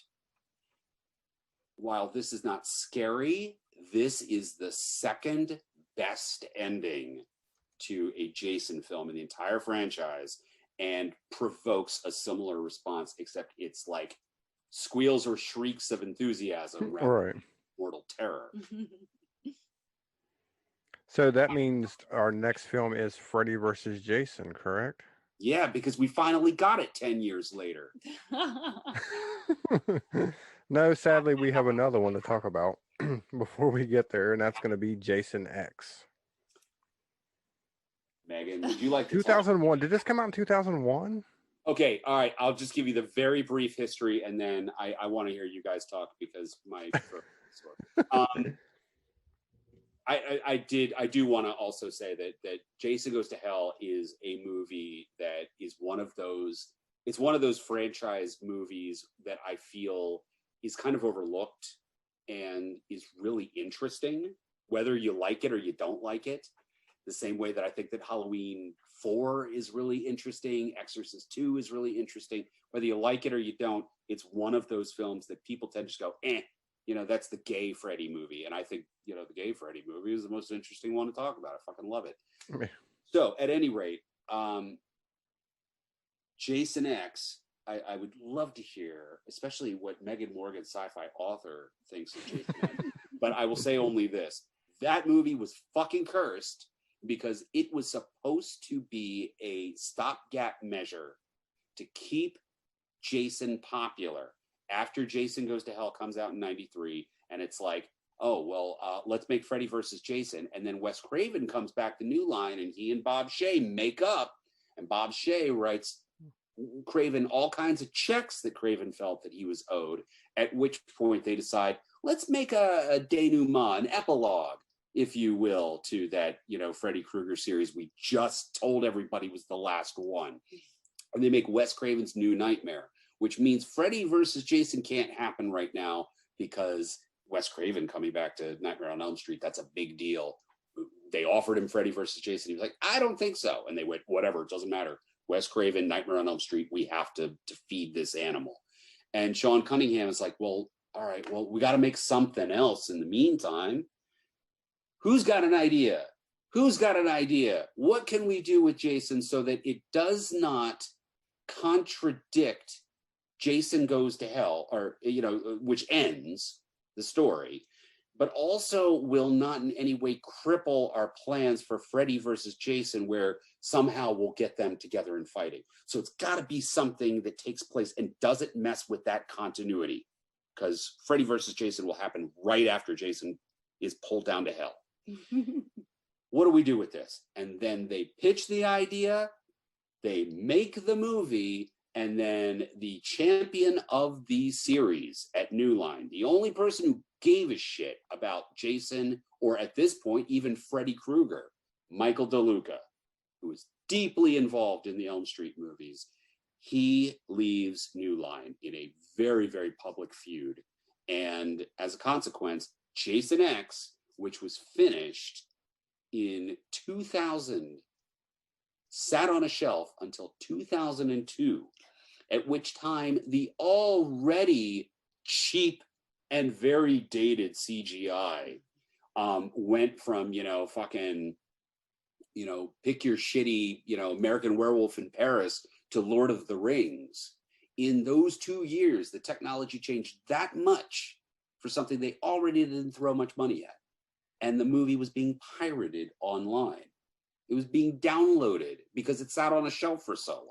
They finally just put it out, and most people are like, fans of the series were like, oh, I've already seen it. I watched it on LimeWire. This one is definitely like the sci-fi original movie of this series. That's what I was going to say. Part of that is actually the reason it has that vibe is because they filmed it. This one is filmed in Canada in the same studios where a lot of sci-fi original movies were made. They're pulling from the same actor pool and the same, you know, like creators and stuff. And so you do end up with a movie that does feel a lot like a sci-fi original movie. Hey, you're not missing the, you know, the 6 degrees of Kevin Sorbo right now, are you? 'Cause they didn't just like shoot in studios where they were doing sci-fi originals and pulling from the same actor pool. They had 2 stars of Kevin Sorbo's post-Hercules sci-fi original Star Trek ripoff, Andromeda. They had 2 stars from that show, Lexa Doig and or Doig, however you say her last name. And oh god, her name is falling right out of my head, but she plays the android. And they were like, oh, you know, we're gonna kind of mix this up. So the girl who's the android on the show, and she's gonna get to be the human, and the girl who's the human on the show gets to be the android. That way, we'll throw everybody off the scent, and they won't know it's Andromeda at all. I think this one is fun, and you have to approach it as being a little bit silly and a little bit ridiculous. And if you approach it with that attitude, I think it's an enjoyable movie. But it's definitely not of the same quality of anything that came before it, and it's definitely it's ridiculous. Basically, the concept is that Jason is being experimented on because he's a superhuman, which kind of ties into what happened in the last movie. It's all right, we can deal with this. And he's cryogenically frozen along with a scientist by accident because he gets completely out of control. A hot scientist. Remember, she can't just be a scientist. She has to come from the Denise Richards, Christmas Jones school of hot scientists. Yes. And they both are like frozen on planet Earth, which, you know, thousands of years later has like, you know, become the wasteland that I'm sure we're expecting it to become at this juncture. Next year. Oh, yeah. I was going to say sometime next week, but. And they get taken onto a spaceship where they're both like brought out of cryogenic freeze. And so it's just like, it's insane. They wake up in the future on a spaceship, and then like Jason is running amok on a spaceship, and he becomes Super Jason because there are like, you know, oh shit, like little bot things.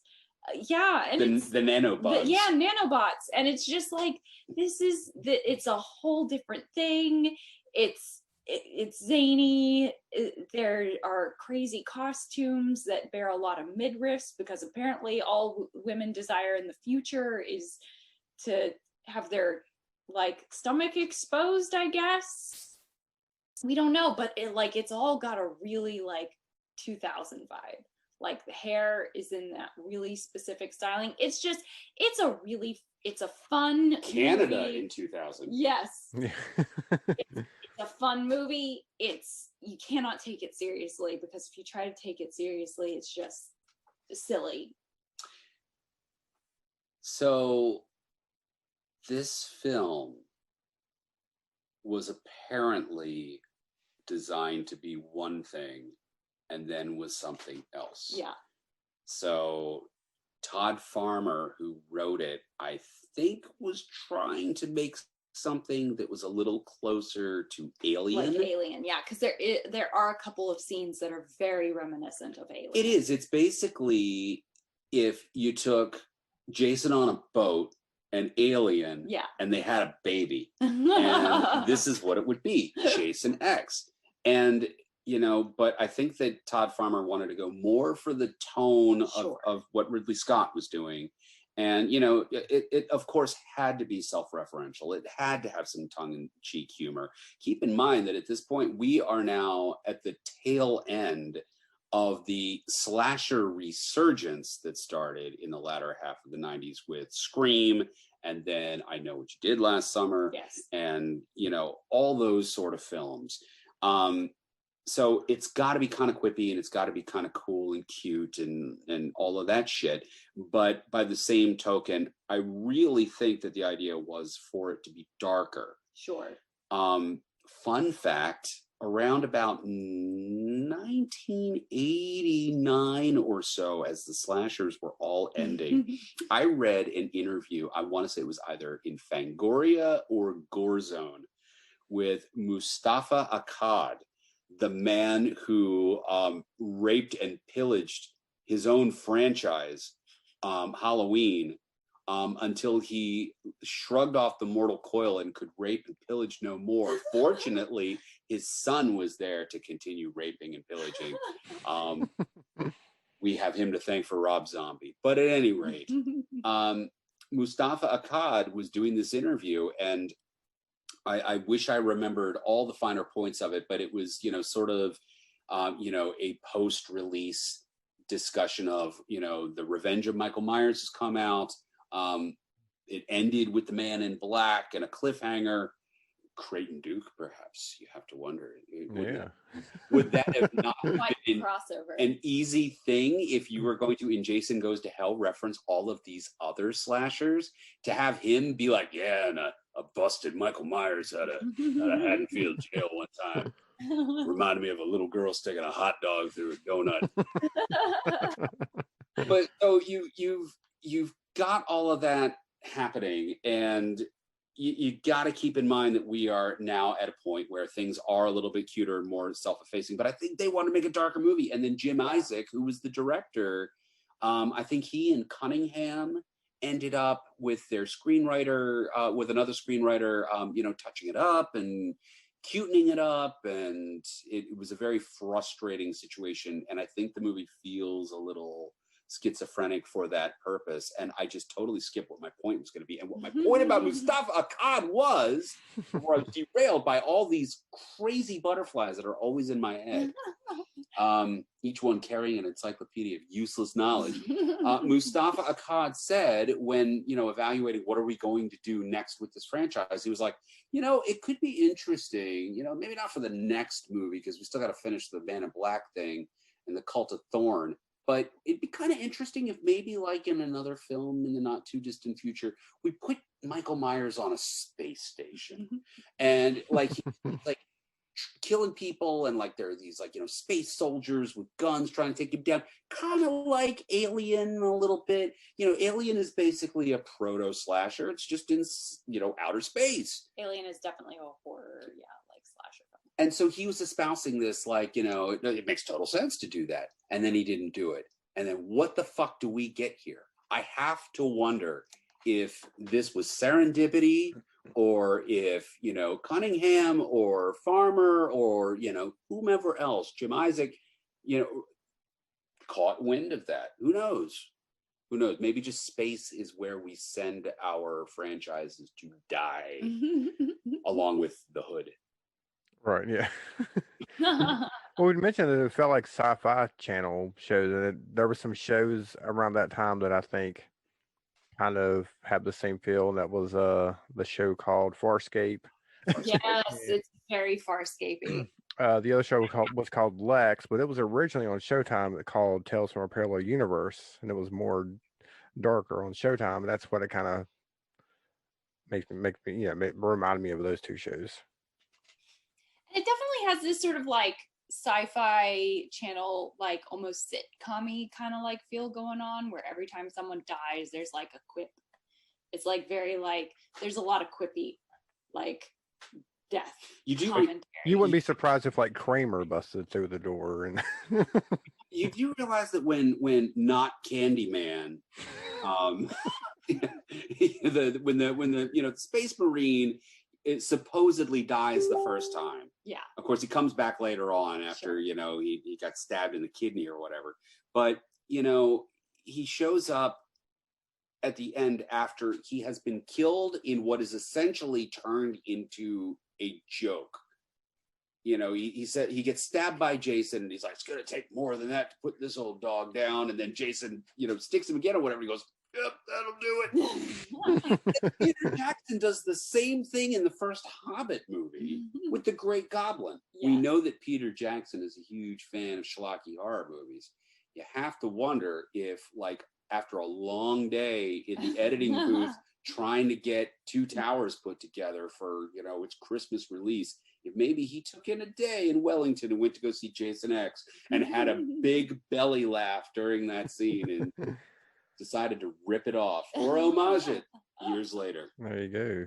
David Cronenberg makes an appearance in this film also. He sure does. Wonder if he had any input outside of the character he played. My understanding is that Jim Isaac worked for him on Cronenberg's films, and then Cronenberg was like, "Yeah, I'll do this thing for you." That it was kind of like being like, "Hey, I mean, shit." It was like me going and asking Ed Sanchez to be in Butterfly Kiss. Right. Like, you're the kind of like the big brother role model to me, and Cronenberg was really cool and appears in a fucking Friday the 13th in space movie. It's great. I guess the most memorable death in this movie is the face being frozen. Once again, smashed. This and the last movie, they're considered lesser entries, and yet they each contain one of the best franchise deaths. And that fucking liquid nitrogen face smash on the countertop. Oh, that's beautiful. Again, connected to Terminator 2. And Mythbusters. Yeah. They took it off, which was fantastic. I think one of my favorite moments in the movie, and this is probably just because it feels like it's actually part of a Jason movie, is when they put him in the simulation. And they're the two girls, and they're just totally like, "Hey, you want to smoke pot and have premarital sex?" Yeah. We love premarital sex. And keep stabbing them, they're not dying. And then, of course, they do the sleeping bag. Yeah, the sleeping bag scene again. Reference the sleeping bag, which is awesome. And that's just, it's a fun little, like, oh yeah, that's right. Hey, remember, this is a Jason movie. And here we are. We've got at least this like little simulation moment.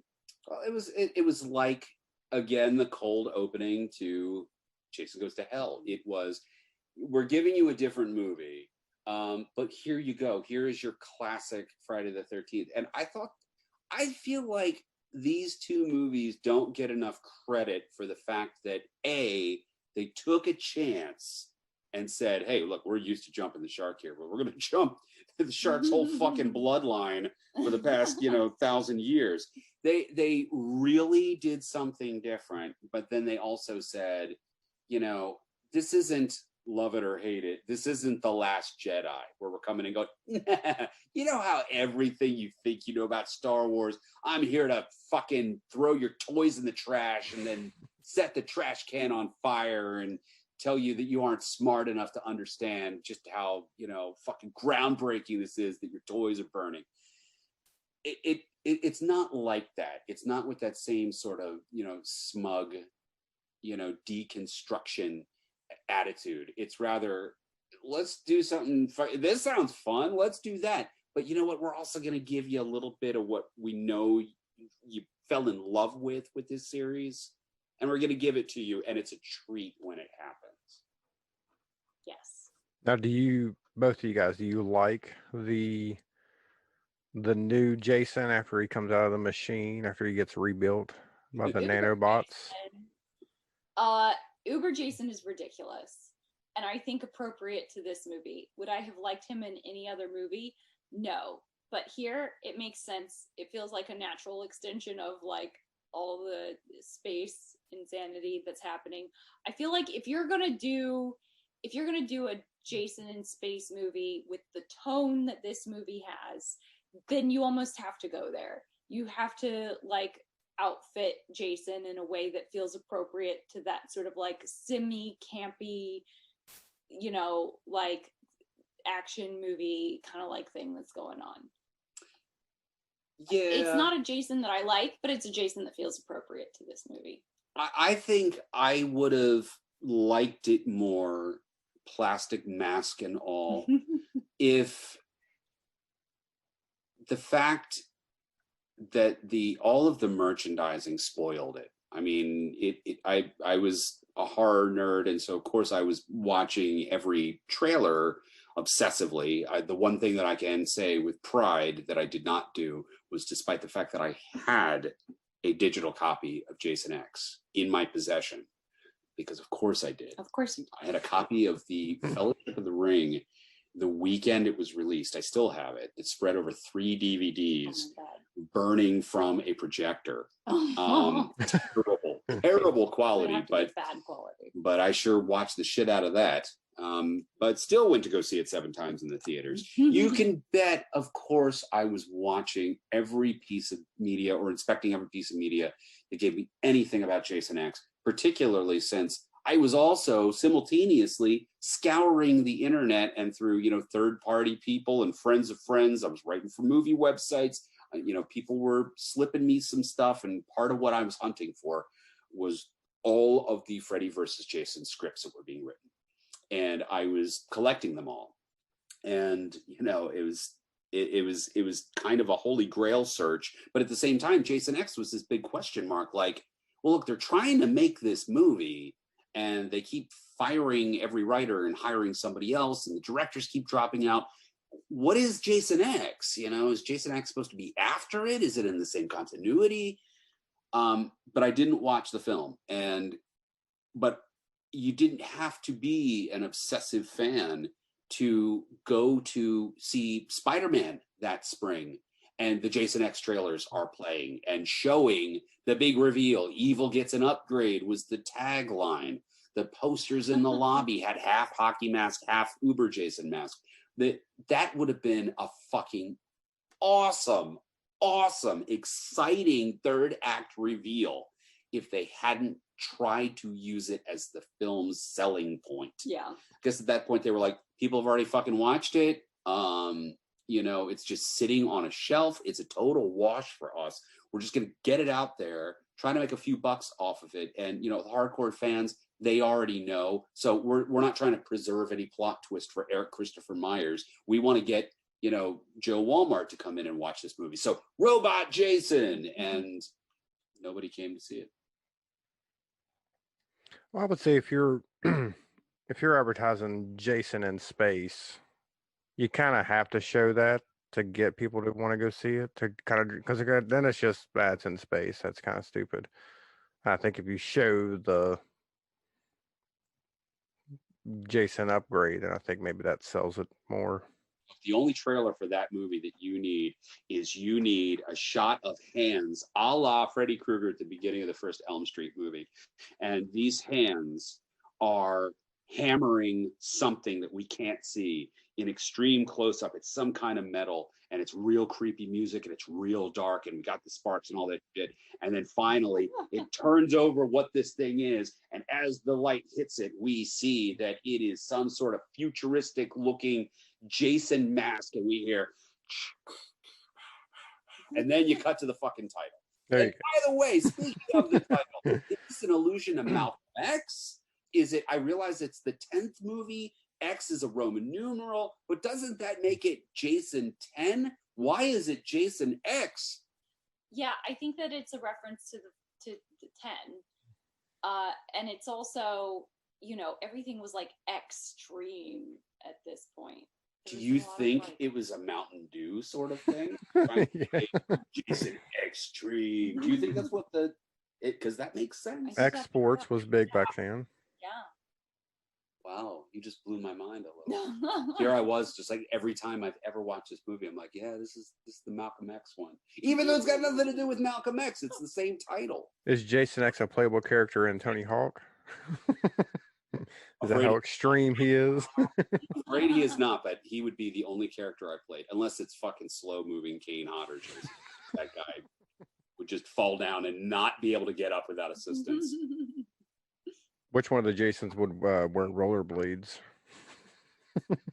I'm gonna go with the Part 3D That's Richard exactly Brooker what I was gonna say. because he was a trapeze artist in real life. He was a circus He strongman. looks like he would wear rollerblades. There you go. Right. While going across like a or something. Absolutely.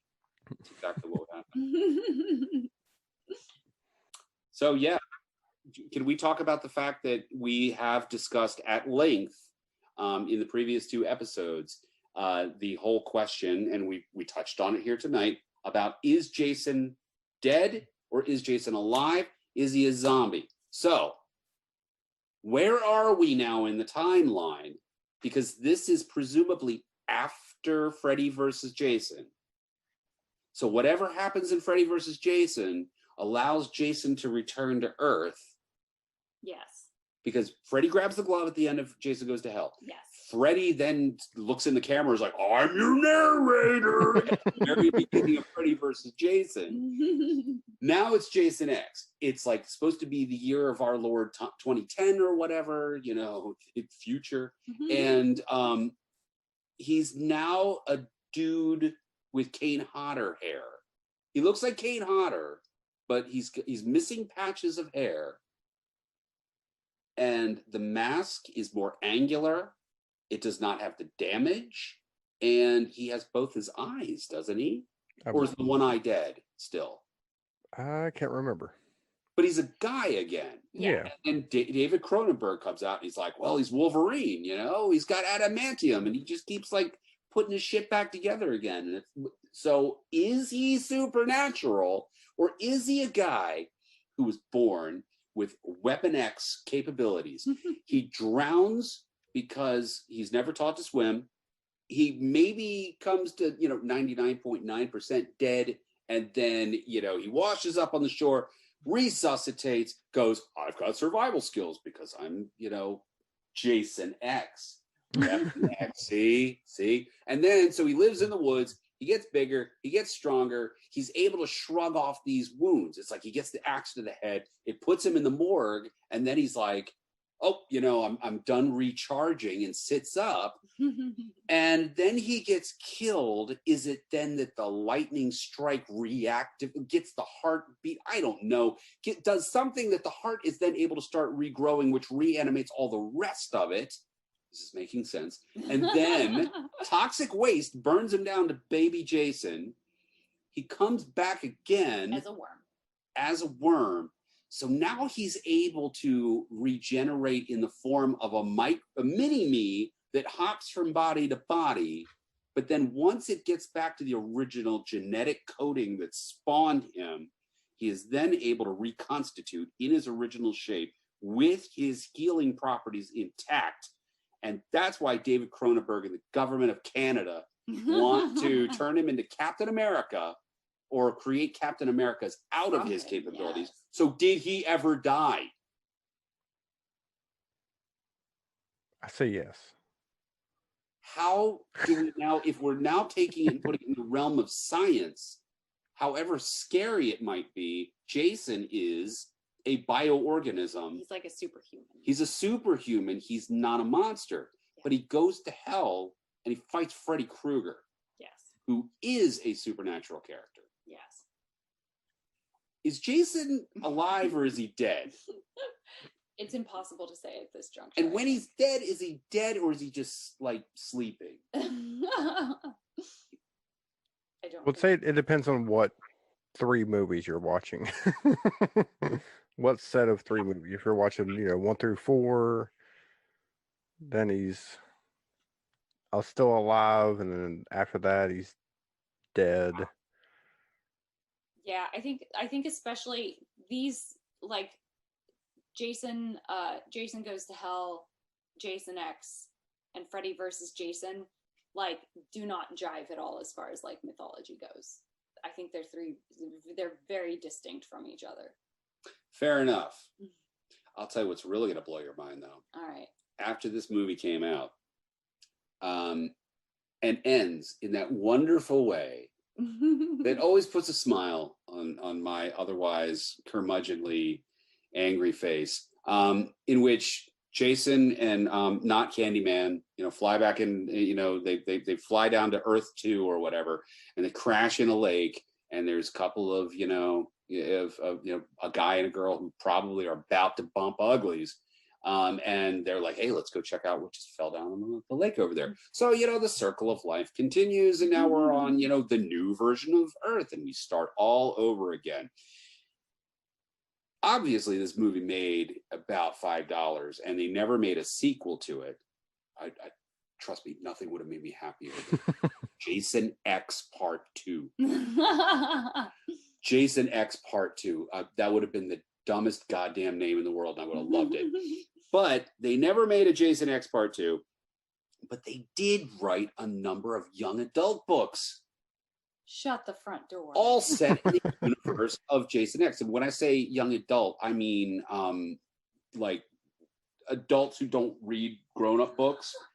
These were real dumb, Oh my real God. like, you know, the sort of like when you go to the bookstore and you go and you look at the Dungeons and Dragons tie-in novels and shit. You mean they're the books that I was reading when I was in high school, Only they about Star Wars.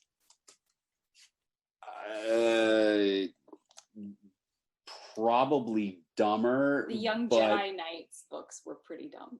I bet you'd probably look less dorky reading a Jason X novel, though. Yes. But they had they like created a whole thing out of it. There was a Jason X comic line, Jason X books. I guess nobody bought them because they vanished real fast, but they really were gonna turn it into like the new thing. Wow.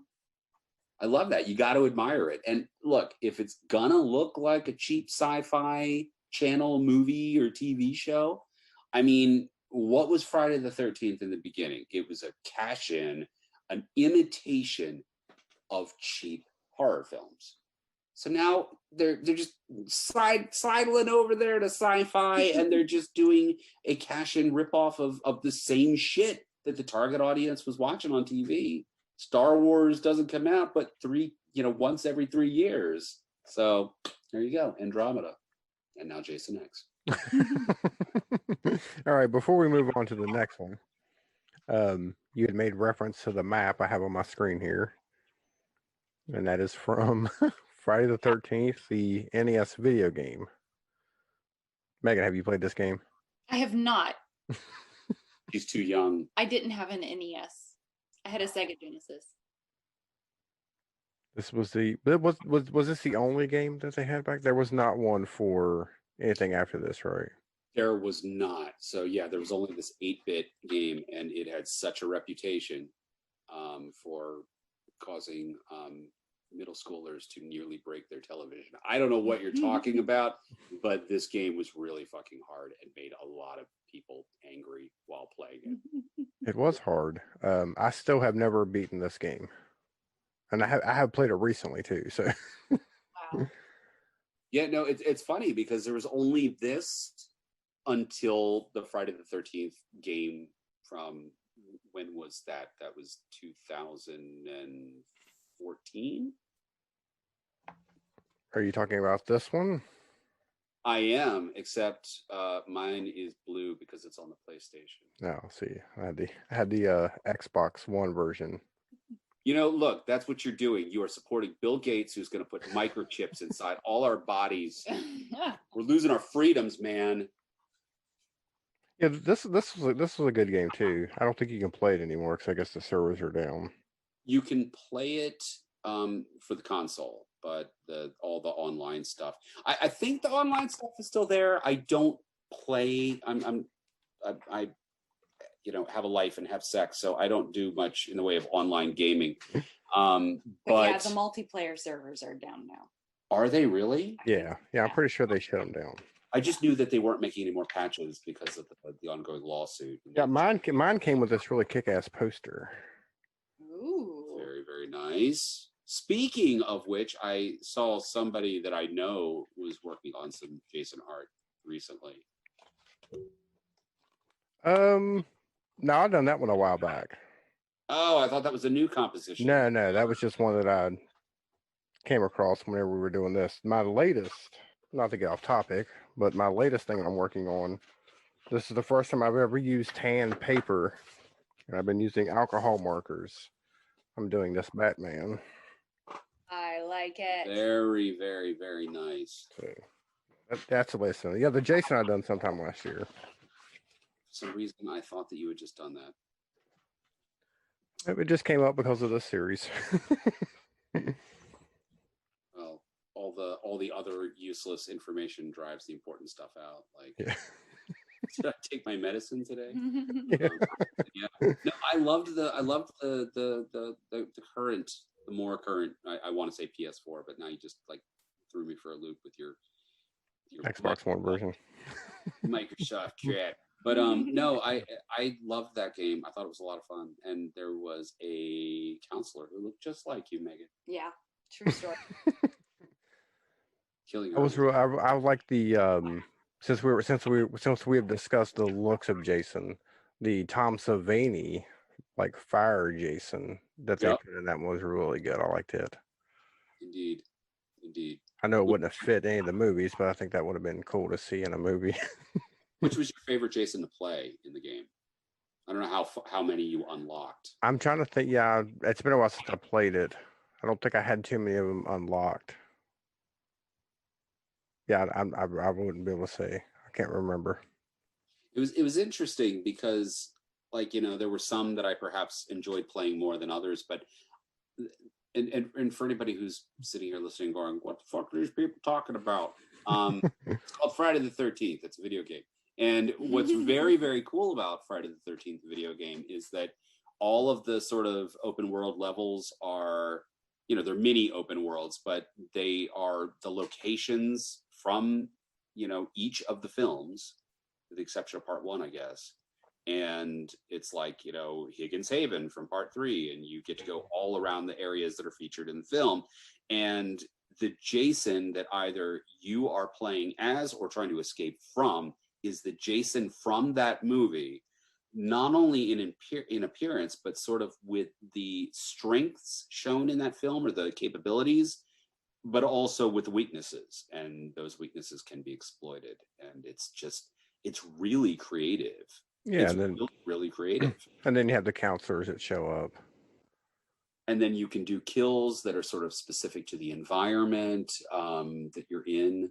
I always love grabbing a pretty girl who looks like Megan and thrusting her face down into the fireplace and then, you know, breaking her neck with the boot as you hold her down. It was strange times while you were playing that game, murdering someone who looked just like me. Yeah, indeed. And then was it Tommy Jarvis shows up? Is that what it is? If he Yeah, shows up with the, because you can either try to get to the cop car and that's how you survive, or like I said, Tommy shows up with the, I guess he has a shotgun, right? yeah, he's Tom Matthews, Tommy. Right. So Jason Lives, and he's got the Canadian tuxedo with the, with the fur lapels.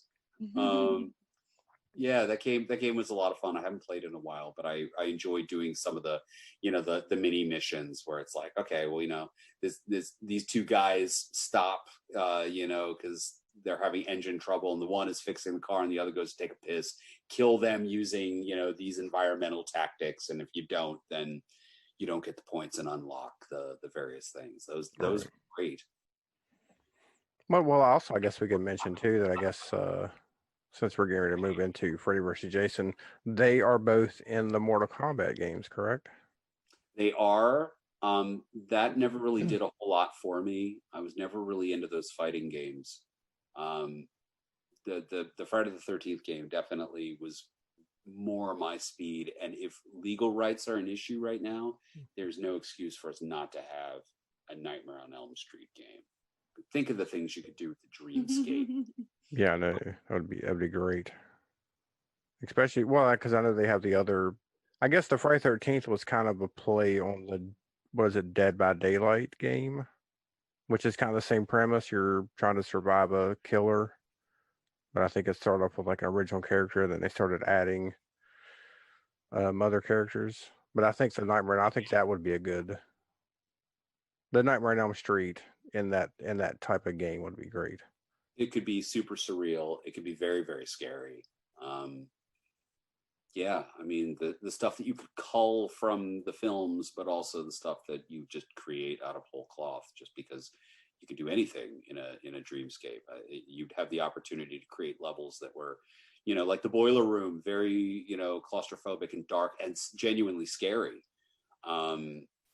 Lots of shadows and silhouettes and stuff like that. And then you could do all sorts of crazy, you know, Dream Master style shit, and just with melting reality and Super Freddy. They could recreate, yeah, as I said, they could recreate the game from the movie when he kills the kid with the power glove. Now I'm playing with power. Ah, ha, ha, ha, ha. All right, so our next film is going to be Freddy versus Jason.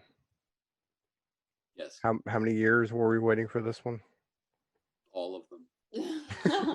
Ever since you've seen the first Friday the 13th? I mean, ever since that was like the Fangoria article that everyone was citing on the playground when I was in middle school. Paramount wants to get the rights, and it's going to be called Jason versus Freddy, and but New Line won't budge, and so Paramount's now making Part 7 with a telekinetic girl, and they're putting dream sequences in Jason on a boat, and they're really kind of leaning into those Elm Street things, only without Freddy. And then it was like New Line's got Jason, and they have that great ending to Jason Goes to Hell, and then the scripts and the directors, and then the changes in scripts and the changes in directors, and it was like a new announcement every week. And it was like James Cameron announcing, I'm going to be making 27 more Avatar movies. And it's like, okay, well, when one of them comes out, I'll give it a look. But it doesn't seem like it's ever going to happen. And that's how it felt with Freddy versus Jason, until then one day it did. And I went to the first screening of it, and it was both perfect and perfectly awful. This is another one that these are all kind of crazy, and in a really different way from the others. And this is definitely it's interesting. I think that they sort of did it in one of the very few ways that they could. Getting Jason and Freddy somehow into the same universe to fight each other is going to require some shenanigans, because Freddy's definitely dead and living solely in the dream plane, and Jason has died a ton of times and been dragged under the earth. So yeah, of course Freddy has to pretend to be Jason's mom and summon him back to life from hell itself. It's pretty much what you've got. And it does this weird thing of Jason is kind of the good guy in this movie, weirdly, and Freddy is definitely the antagonist, and poor Jason is just sort of this pawn. You're supposed to feel sorry for this person now in this movie who's been murdering teenagers for all these years. That was the thing that kept popping up from script to script, and that was all of these different writers, and they ranged from guys who did splatterpunk to writers from Star Trek: The Next Generation. They really ranged, and no one could quite find the balance. Some people were trying to make a traditional slasher versus slasher. Other people were trying to essentially make a sequel to Wes Craven's New Nightmare, where Friday the 13th took place in the real world. Oh my God. Other people were trying to make a direct sequel to both franchises. So you're going to have Jacob the Dream Child, but then you were going to have Steven and Jessica and the Freeman baby. There were all these different approaches, and I agree they probably went with the simplest idea here, which makes it the most effective when you have all of these convoluted story issues. But you're absolutely right in that where they kept gravitating was toward, okay, Freddy is a pedophile and a child killer, and Jason is, depending on which mythology we're going with, a child who was allowed to drown because he was different. So one is going to naturally have our sympathy when pitted against the other. Yeah. Especially when you consider that Jason is fairly simple. He is, kind of lumbering. He just sort of seems to operate in a very sort of simple mode, whereas Freddy is very complicated. He thinks a lot about what he's doing. So here's this guy kind of pulling the strings of someone who it feels a little bit cruel, because Jason always felt a little bit childlike, and you have this sort of monstrous person who's manipulating him to achieve his own end. So fan theory here, for the two people on Earth who don't know, this movie had a lot of stink attached to it, because it seemed like for all the money they were throwing at it, and this was the highest budgeted Elm Street or Friday the 13th at that time in 2003. for all the money that Bob Shea and New Line were throwing at it, all that sweet, delicious Lord of the Rings green, they were also really cheap in other respects. Like, you know, obviously it films in Canada because that's just, I guess, what we do now. And yes, we have to have Robert Englund because we learned that lesson. And because, let's face it, can we all agree that Freddy vs. Jason is a Nightmare on Elm Street movie guest starring Jason rather than a true merging of the two? Yeah. So they're obviously they are Freddy focused. So New Line has Robert Englund in there, but they don't hire Kane Hodder, who had been Jason since part 7 and had been Jason for 4 films in a row: The New Blood, Jason Takes Manhattan, Jason Goes to Hell, and Jason X. When prior to Kane Hodder, there'd never even been an actor who played him twice. Kane Hodder had become the fan favorite, but now he was, for all kinds of very vague reasons, he's not tall enough, all these very weird reasons, he was not hired, nor was Betsy Palmer, who was still alive, brought in for the very small amount of money she asked for to play Mrs. Voorhees. So there are these weird places where they're throwing lots of nightmare money at nightmare stuff and kind of corner cutting on all the Jason shit, because who really cares about the Jason shit? He's just a guy in a mask, right? Who cares about that stuff? And yet, Jason becomes the default hero in this. Do we think that maybe people would be better with that than fucking with a sacred cow like Freddy Krueger and trying to make him sympathetic? But if we're going to go that angle, we can't hire Kane Hodder, because isn't Kane Hodder's whole appeal the fact that he makes Jason full of rage with the huge breathing and the shoulders and the head and the brutality and the stalking slowly and the sheer amount of menace he exudes? We now can't make him a tragic, sympathetic character, or at the very least, a big, dumb, stupid dog that, you know, we hate to sort of take advantage of it, but let's sick him on the guy over there who's the kitty diddler. And that's basically what they do. They let the big dumb dog kill itself. Maybe that is why Kane Hodder was not hired. He would not be able to get our sympathy. But the question then becomes, do we want to feel sympathy for Jason Voorhees? And should we not perhaps feel sympathy, or at the very least empathy, for our human characters and let the monsters fight each other because they're monsters? Yeah, who do you root for in King Kong versus Godzilla? Well, for King Kong, because he loves. He's the Jason Voorhees. He's the more human. He's closer to being human because he's a big old monkey. And he also falls in love with Ann Darrow. And then conversely, you know, that's a big old dragon thing over there. That's a lizard. You got to wash your hands afterwards because you'll get salmonella. So naturally, we gravitate toward Kong. Now, do you think, like, this is my opinion, I think that I like the movie, but I think it would have been better if we would have had Freddy Krueger from the first Nightmare on Elm Street before he started getting campy and jokey. I think if this would have been a darker movie, I think it would have been a lot better.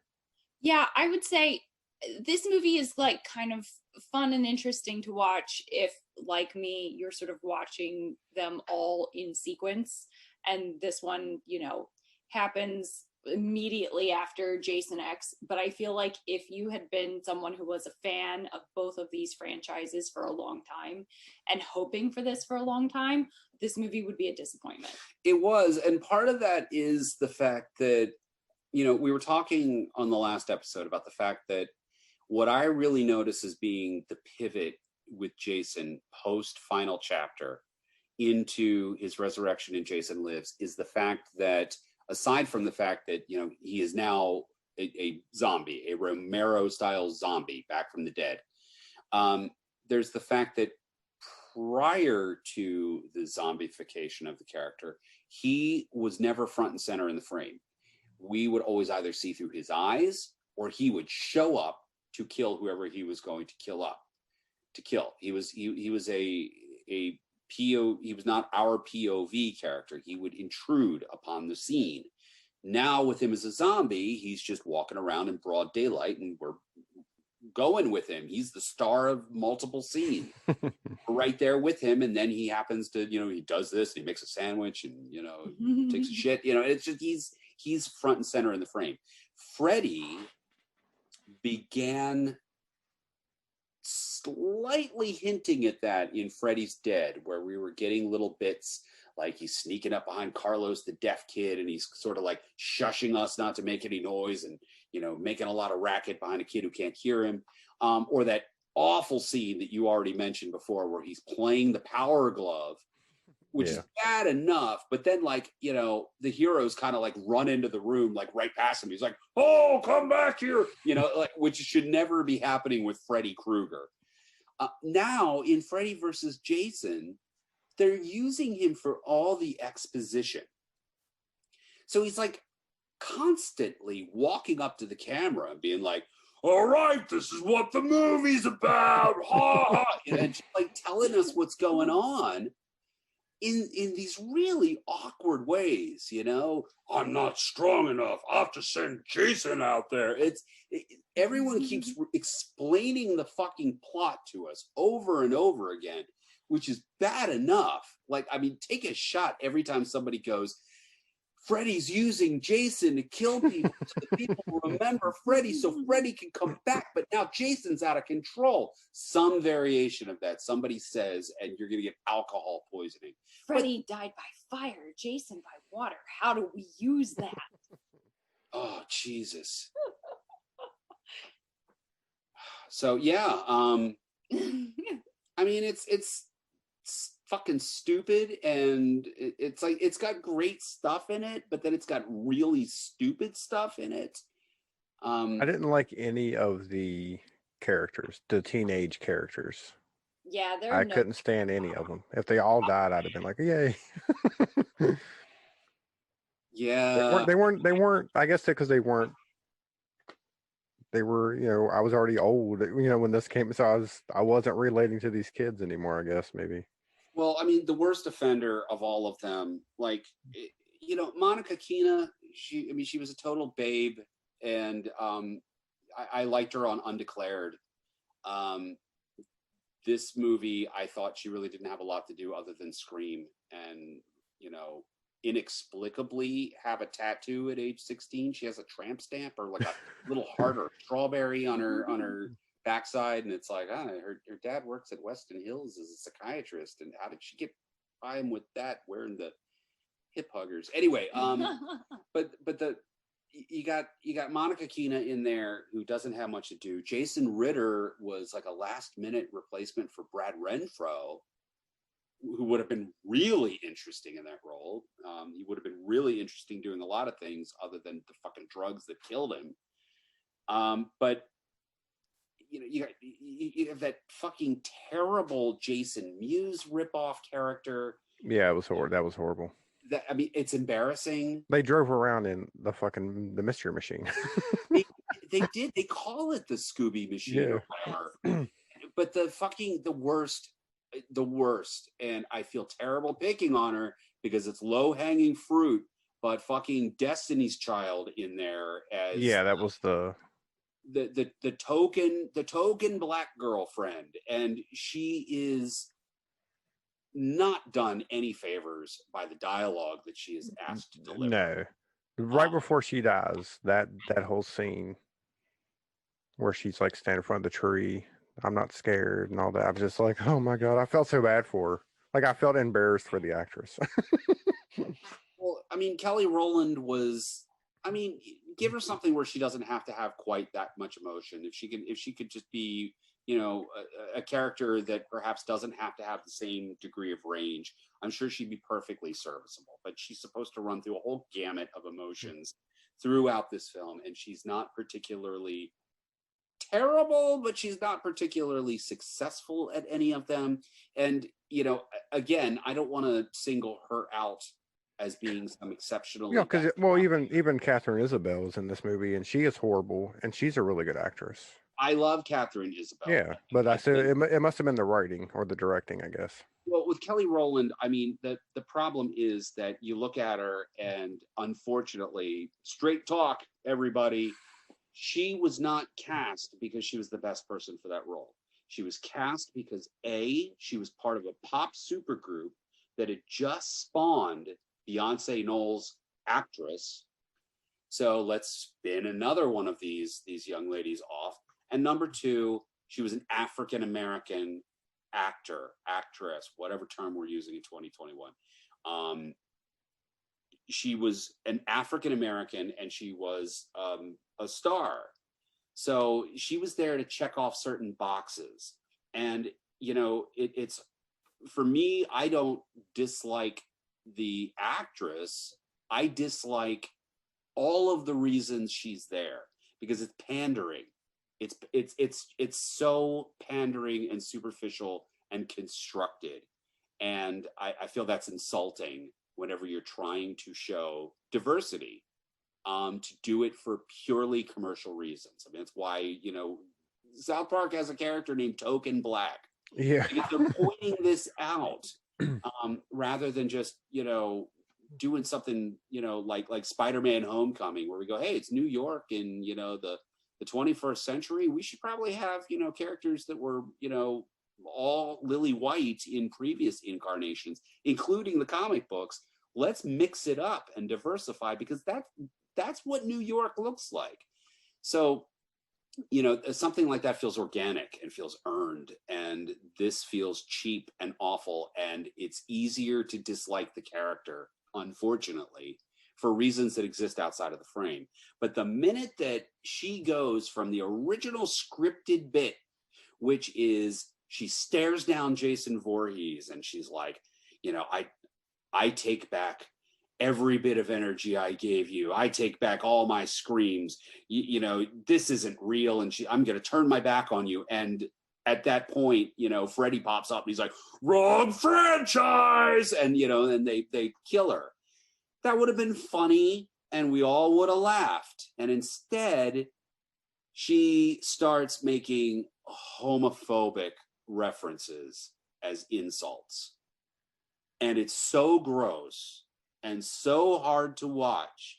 And the poor girl looks so uncomfortable trying to deliver the dialogue. You know, she's supposed to be like, you aren't even scary, you aren't even scary. And she looks so uncomfortable doing this bit that it just, especially then when you're looking at the director, you're like, hey, the director who changed this bit to something that's really offensive, you know, it's not like he's like some shitty out of touch white guy. I mean, the guy, Ronnie Yu is from Hong Kong. So it's not like he was, you know, fitting into, you know, a box where it's, you know, safe to, you know, insult people's sexual identity and go storm the Capitol because, you know, freedom fries and I don't want to wear my mask and shit. It's gross. It's real gross. Yeah, so I always wonder how stuff like that gets into the movie. I mean, obviously, someone else, the editor saw it. Producers are probably watching dailies. How does that get in there? How does somebody not go reshoot that or put something else there? I can't. It's even funny because if you look at the way the scene is edited, you know, Freddy is advancing on this girl and she's trying to play it off like she's not afraid of him. And she's like, what kind of a insert racial slur here? Wears a Christmas sweater, and then starts insulting his penis size by virtue of the fact that I guess he has a midlife crisis mobile on each finger. And she's saying these things, and if you watch the way it's edited, she goes in wide shot, backing away from Freddy. What kind of and then as soon as she hits the word, we go to a hard insert shot of just Robert Englund as Freddy Krueger. And it's such a hard edit right on that word that it almost comes off as Freddy's like, oh shit, you know, ouch, you know, you just actually said something that even bothered me. And you have to wonder, if that little bit of punctuation, and being an editor myself, it's like, at least when I watch this work that I did, I'm going to sit there and go, look, I built it in there. This is wrong. This is awful. And I'm underlining the word by virtue of the visual shift.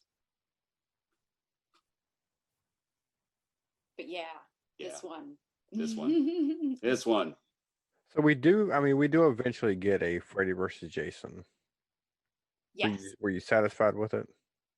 With the fight, the battle? I mean, I think that it felt an awful lot like a video game, and I don't know.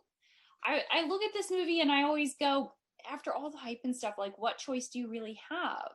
You almost have to make this big, like, explosions and things flying everywhere.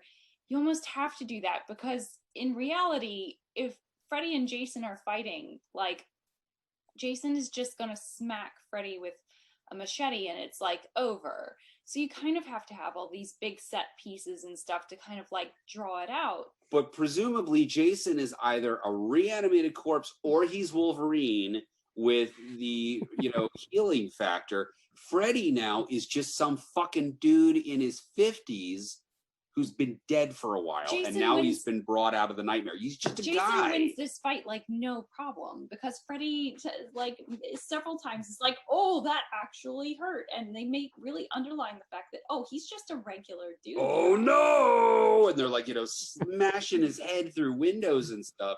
That's like, this guy would be dead right now. Yes. But what are you going to do with this? What are you going to do with this fight that everyone's been waiting for like I know the decades? answer. Add CGI blood geysers that come out of every fucking impact or slice. Well, I think that's the problem, is everybody wanted to do Freddy versus Jason, and then it's like, but it kind of doesn't make sense. You know what I'm saying? Like, how long would the battle last? It's just the same problem I have with Alien versus Predator.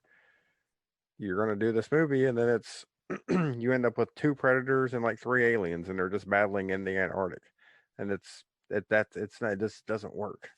It's a difficult concept, because like everyone is thirsting for this, but like when you really look at it, the concept is not movie length.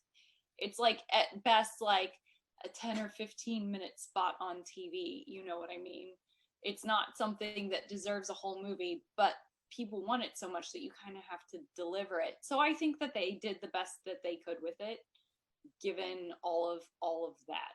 I would not call it, any dumber than any of the other Jason movies, and certainly not any dumber than any of the latter day Elm Street films. The last 2 or 3 in particular. But yeah, I mean, it's dumb. But the moment you start sitting there going, well, how did they drive all night all the way from New Jersey to get to Springfield or Springwood or Ohio or whatever? It's like, how did they do that? I don't fucking know. How did, Nancy get an appointment at the Dream Clinic that day? Yeah.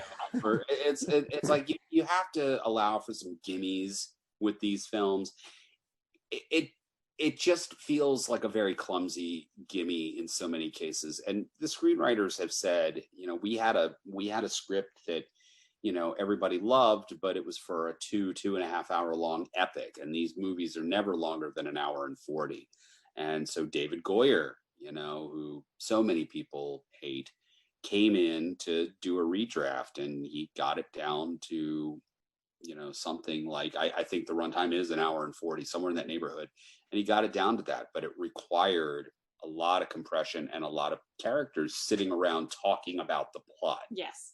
Yeah. And that, I think, is the greatest sin. This movie is Homophobic like stuff aside. exposition city, and not in a good way. There's a lot of tell and not a lot of show. Well, there's a whole scene where all the kids have just been, they just went to a cornfield rave, where all of a sudden Jason on fire kills all of them except for our main characters and Jason Mewes.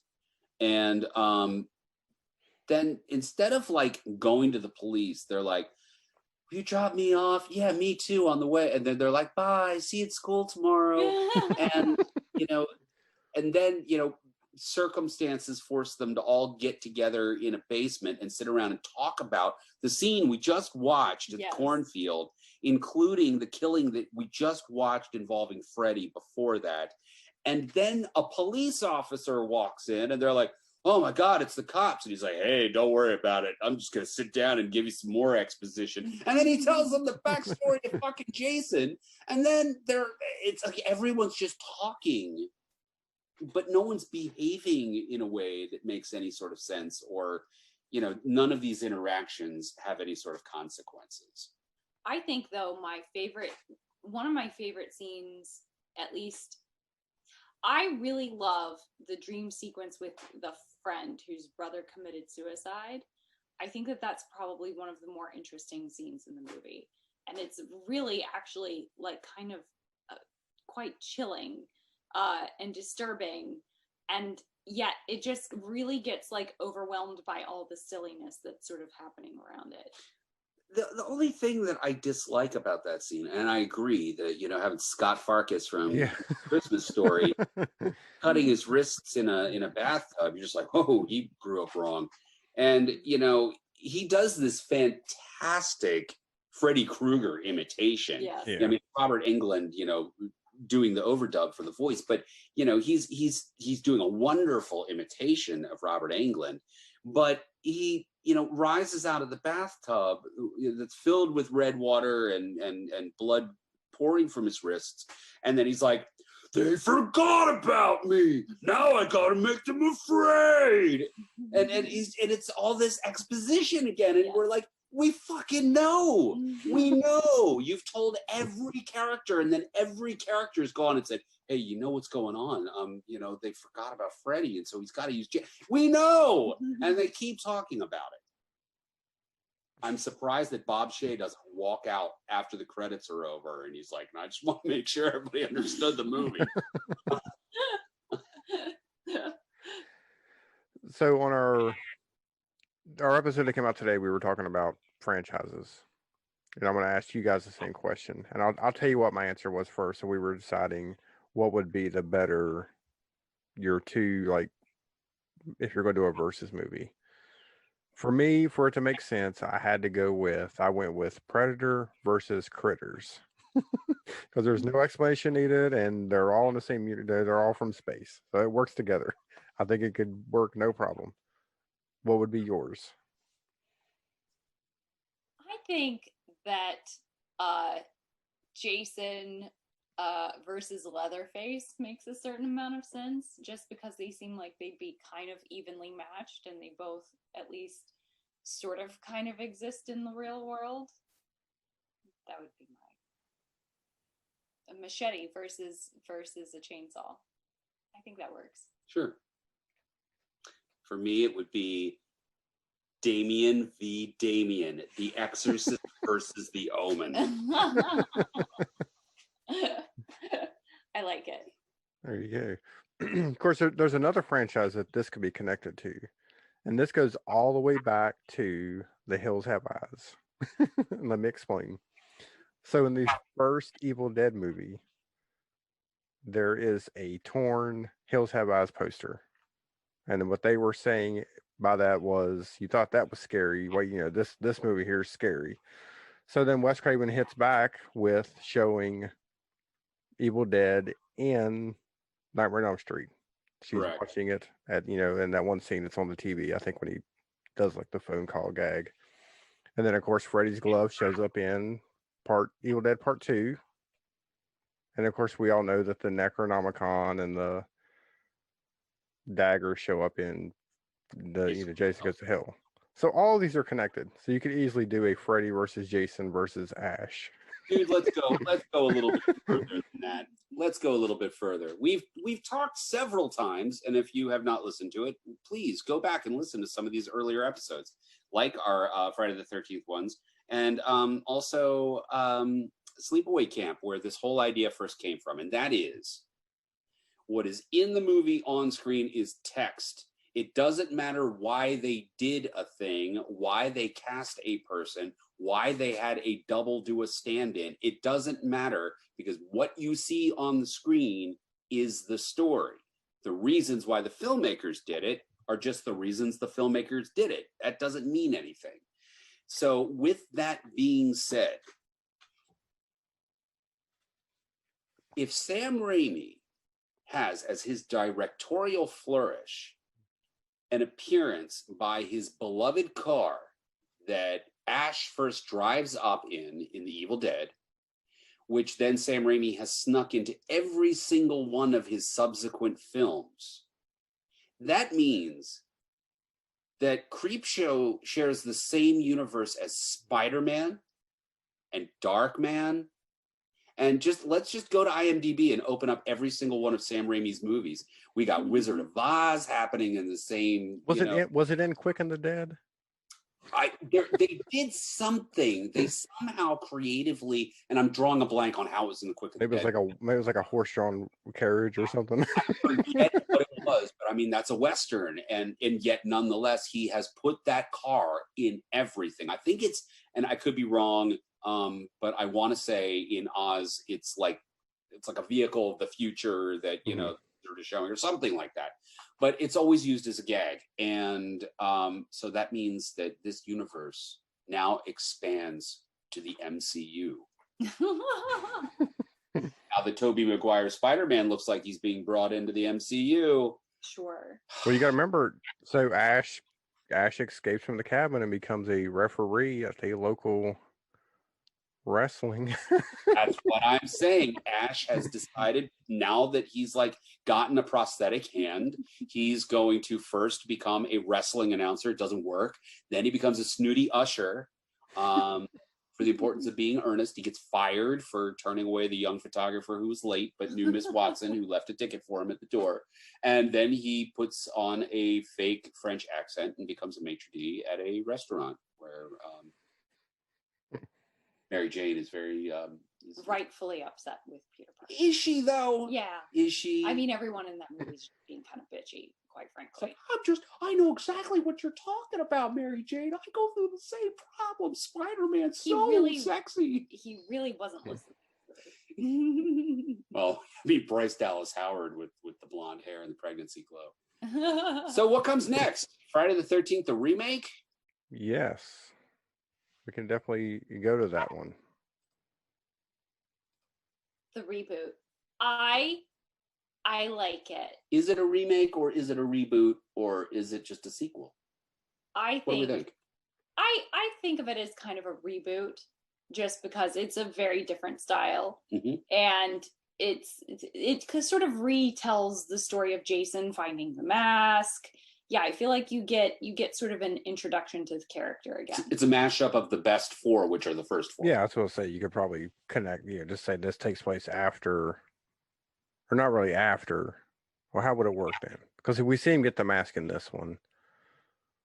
Well, so this could technically take place after part 2, I guess. You could, if you wanted, you could make the argument that it's taking place in current time.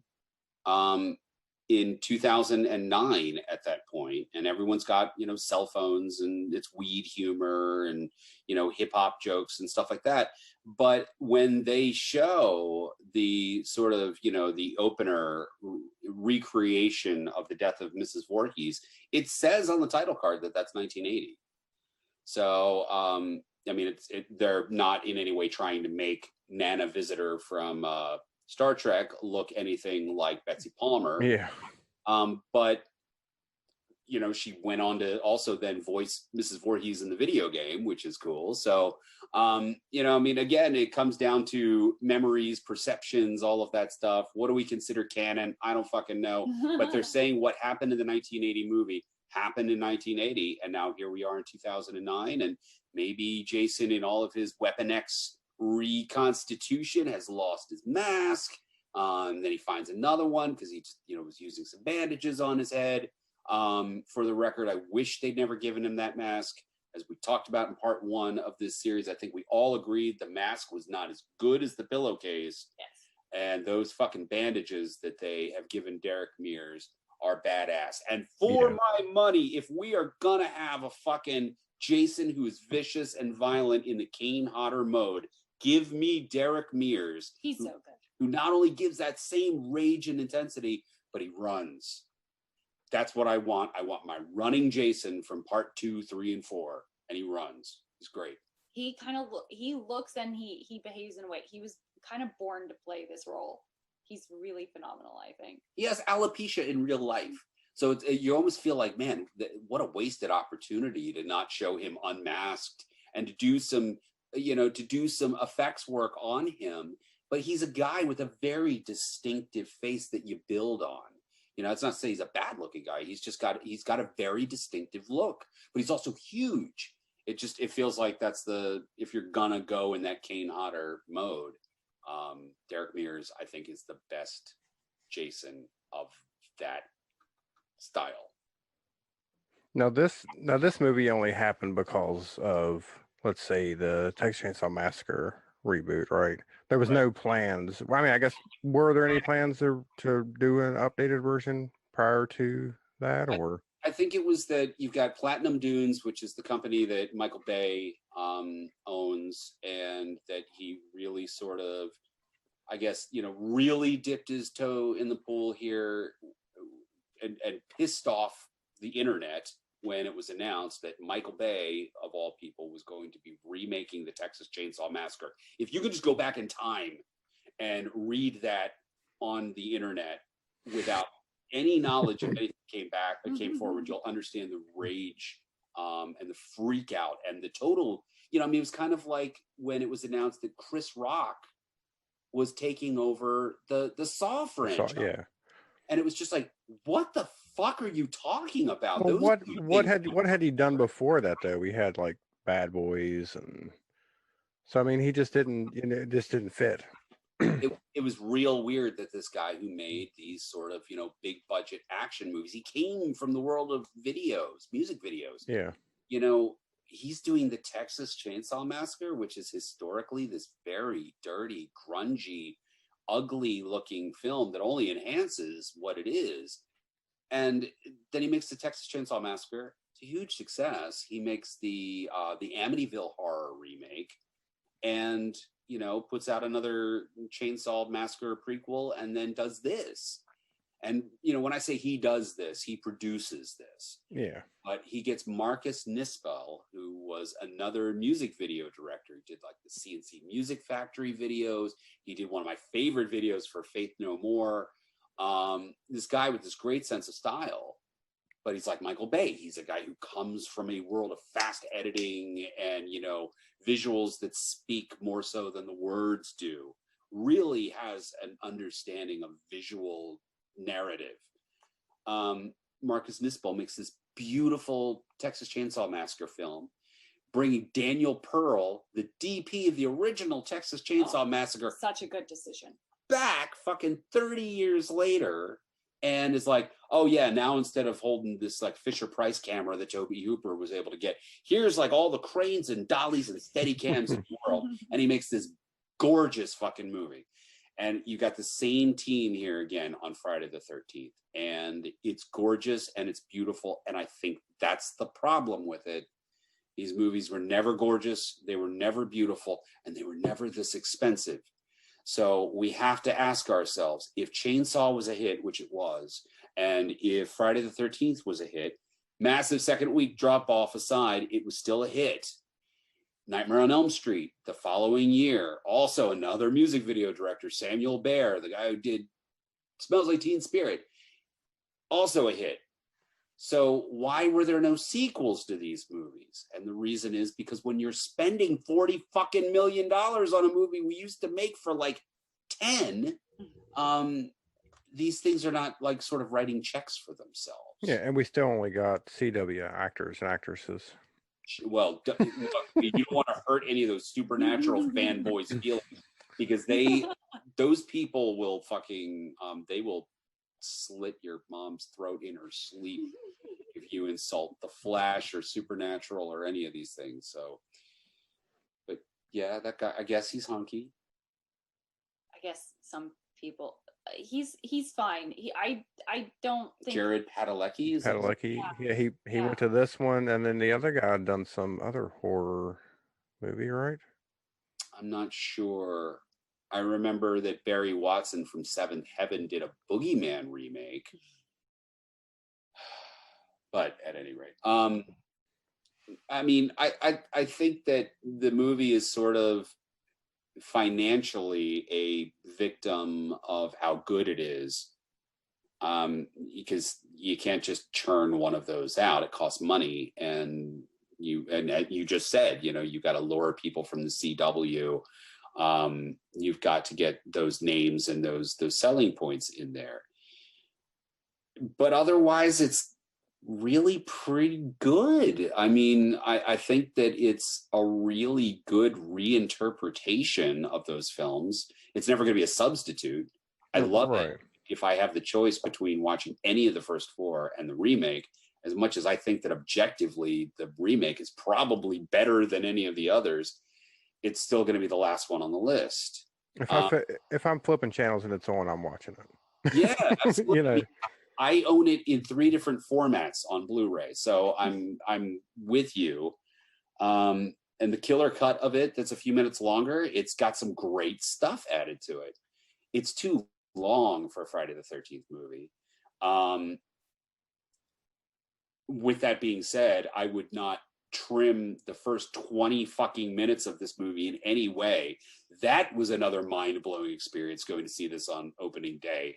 And then it's like, oh, this is my cast of characters, and this whole thing is playing. Where's the title card? Very and quickly, people are dying. now they're like all dead. And just like, what is going on? And it's like, and then boom, it says Friday the 13th on screen. You look at your watch, you're like, this thing's almost half an hour in. It's crazy, and I love that. I love the way that they completely con you at the beginning and give you, essentially, if this is a mashup of the first 4 movies, you get Friday the 13th, part 1, at the very beginning, by way of backstory, with a little bit of 2, because they don't even try to disguise or talk about Jason drowning. yeah. Instead, it's Mrs. Voorhees. She's coming after Alice. Alice kills her. Little Jason emerges from the trees. But at the same time, Mrs. Voorhees is saying it's going to be easier for you than it was for Jason. I don't really know what this movie is trying to tell me happened. They still tell us the backstory in the next sequence that he drowned, but there's nothing that suggests that, because he's right there next to his mom. I don't know. But we get Friday the 13th part 1, and then we get this mini movie that is kind of Friday the 13th part 2, because we get another campfire legend story scene. Then we get, you know, the horny teenagers who, you know, go and fuck. At the same time, though, we got the 2 who decide to go explore and go to the old campgrounds, and they find the head in there, you know, the mother's head, and you get that whole thing that happens, and then you get Sackhead Jason show up. So you kind of get part 2, then you get him finding the mask, and then you get him dying. So you kind of get 3 and 4 thrown together. Well, we've also got the character who is looking for his sister, who was Looking for his sister. a victim of. But the way it rolls out, it's almost episodic in that way, that it feels like you're kind of watching a survey of a bunch of movies, but it doesn't feel disjointed. Yeah, it works. It works. But yeah, you're right. They took the character of Rob, whom they've renamed here, but you know, he was arguably one of the best parts of part 4, conceptually, the idea of, you know, somebody is out there actively hunting for Jason. But then he gets nothing to do in that film. In this one, they make him a main character. He survives until the very end.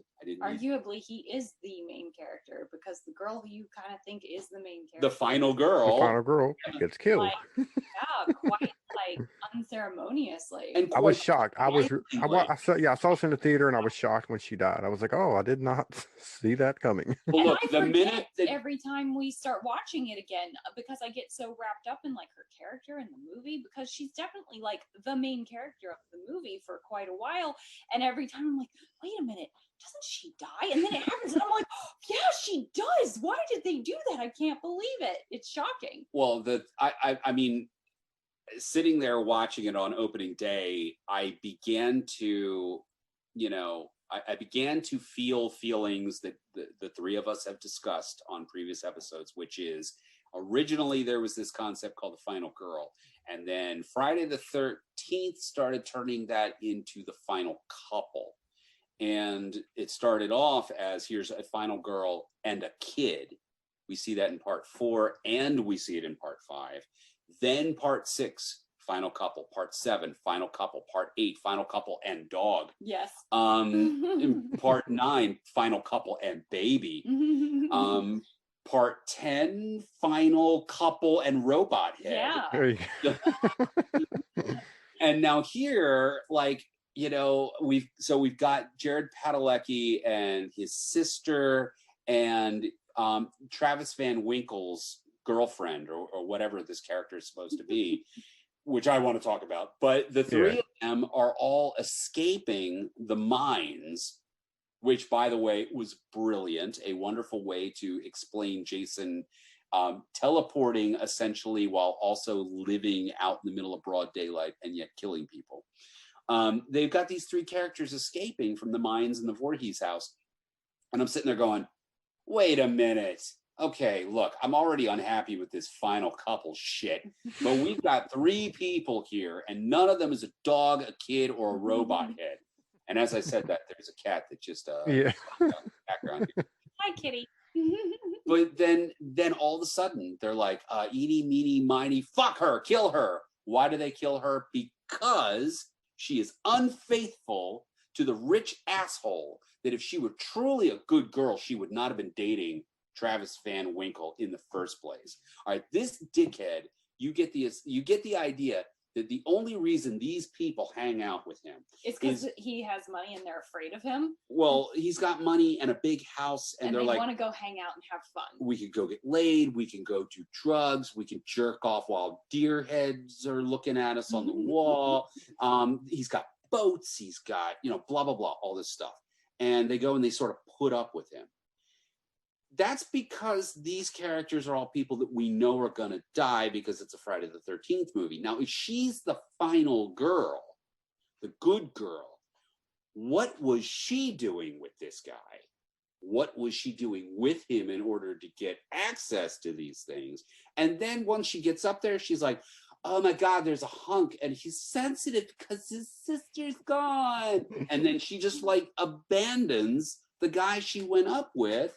Of course she got fucking killed. These movies are morality plays. You do the wrong thing and you die. And she should have been like, Travis Van Winkle, I just want to let you know that, yes, I was sucking your dick for motorboat privileges.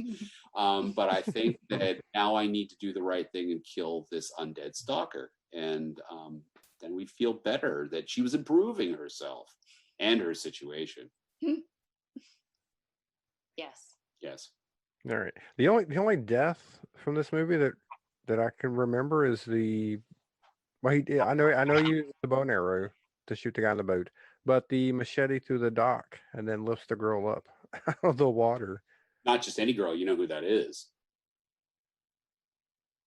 Who is it? That was one-hit wonder Willa Ford. Willa Ford. That doesn't ring any. She was like, if you had the A-listers around 2000 and 2001 of Britney Spears and Christina Aguilera, then you had the B-listers like Mandy Moore and Jessica Simpson. Willa Ford was like a D-lister. Okay. Yeah. Yeah, I just recognized the guy from Supernatural and the girl from The Flash. Well, I do recognize another one. We'll get to that in a second. So that was like really the only two death scenes I can remember. Then there was the kid out in the shed, Chewy, with the hockey stick and the scotch. Yeah, that was Aaron Yu. He's also in the Nightmare on Elm Street remake. Like an uncredited cameo. But okay. Yeah, Chewy out in the shed. There was a guy with a mask where he gets the mask. Yeah, the redneck where he was like he's gonna jerk off to a headless mannequin. Then there's the poor girl who actually did have sex with the jerk. Yes, and she got like hung on the wall basically. The coat hooks, the towel rack. She is the MVP of this series. Juliana Gill. She's the MVP of this series. If we're ranking like sheer eye candy and why the girls were hired, she is my number one. I'd have to go with Daniel Panabaker, but that's because I've been watching her on The Flash. So Of the entire franchise? oh, the entire franchise? No, I'm talking about just this movie. I thought that's what I thought you were going for. Okay, well, it sounds like we have several things to rank here soon. Yeah. And Well- then there's the cop who gets killed through the door, and then the jerk boy gets slammed onto the back of the guy's like truck. And pitchfork his or something. shriek is so wonderful. But that's another inversion of the trope. You know, it's supposed to be the girl who's Yeah. screaming for help, and he screams It's in a way wonderful. that we would normally. Same reason everybody was making fun of Jesse in Nightmare on Elm Street 2 for screaming. He does the exact same thing, Yeah. Yeah. and it's wonderful. All right. Well, let's touch on this real quick because you had mentioned in one of the we were talking about before in one of the episodes about whether Jason was a rapist, and then you'd mentioned that looked like maybe he was keeping bodies, girls in his shed. And then this movie comes along, and look, he's keeping a girl alive. Why is he doing it? Well, is it a question of she looks like mommy and I love mommy, or she looks like mommy and Yeah. I love mommy? You know, I mean, it's what's going on here. I would say that Pamela and Jason didn't have the healthiest relationships to begin with. It's a real Norma and Norman Bates sort of thing. What do you think, Megan? You're a girl. I definitely interpreted that as, oh, he like sees her and kind of recognizes his mom, and she's also like wearing the locket that was his mother's. So yeah, it seems there is a big question mark over like, why is he keeping her around? And he's rough and manhandles her. He's not gentle with her. No. So what is it like? I hate you. I'm going to keep you. I mean, like, is this why we have pets or relationships or prisoners? I mean, is it for the abuse, or if she looks like mommy, he loves his mommy. He has a mommy locket. Yeah. He keeps her head over the toilet. Yeah. Well, I think it brings into like you never really think about Jason's like state of mind, right? He's always just been he just kills people, right? Right. But for him keeping someone alive chained up in a shed, I mean, that brings a whole different side to the story. It's a different character because I think in a lot of respects, it's a character whose home life we've never seen, Yeah. you know, and in this we see domesticated Jason. We get to check out his bachelor pad, you know, and he's a hoarder. He saves all of these, you know, sort of like, you know, trophies. You could say that on the one hand, he's like stashing evidence so it's not found. But on the other hand, he's got an entire rack with counselor whistles, Yeah. which I think is awesome, by the Yeah. way. He's saving these things the way you'd save scalps or something, and you know, Boba Fett with Wookiee hair on his belt or whatever. He's got the wheelchair from Mark from part 2. It's blink it and you miss it, but he's got the wheelchair down there in the mines, and this is a different side of Jason. Jason comes home with dinner. Jason comes home and, you know, gets the cleaver ready. He you know, I'm honestly, what I'm doing is I'm sitting there and watching this whole thing with this girl, Whitney, that he's kidnapped, that looks like mommy. And I'm like, okay, she's been gone for like a month or 2. Isn't that what the brother says? Mhm. Yeah. So like, I'm assuming she's having her menstrual cycle. So like, is she asking Jason for help with that? Is Jason giving her a toothbrush? You know, what is she eating? Is she getting scurvy? Does she need some limes? Or her teeth getting loose in her sockets? I always think about this stuff when I'm watching these movies, and I'm going, man, she looks really hot. She should not look really hot right now. I definitely think it makes for a more interesting Jason when you can add that level to it. Well, it makes him a character. Yeah. I mean, especially since we don't really spend a lot of time with him in this movie. It kind of goes back to the we're not looking through, we're not with him the whole time. Right. So I think it adds more to it. Now, what would have happened if they decided not to give him the hockey mask in this movie? I would have been. How upset would people have been, and how like would anybody have went and seen this movie if he kept the bandages on the whole time? I think they introduce it in a way that works well. But I like the bandages the best. So do I. I think the bandages are nice because, I mean, no one's ever going to deny that while Sackhead Jason might be some people's favorite, mine included, it's still just the look from The Town That Dreaded Sundown. So, and the Elephant Man with the one hole for the one eye. So the bandages, he kind of looks like Hush from Batman, but the bandages have that, it evokes that Invisible Man / mummy quality. I really like that. What I would have loved to have seen if Michael Bay, if you're listening to this episode, and you'd ever like somebody to direct a remake, I could do it for only $10 million.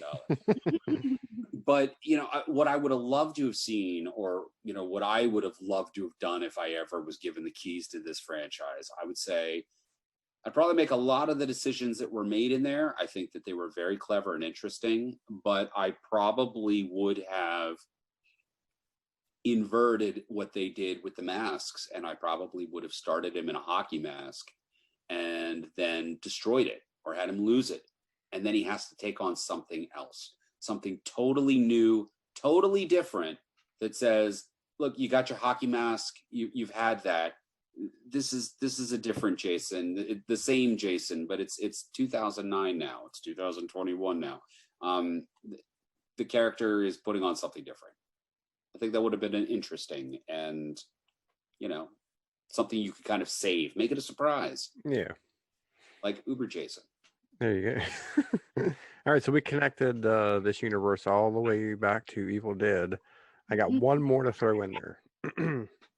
One more universe that this movie is connected to, and that is Michael Bay's Transformers universe.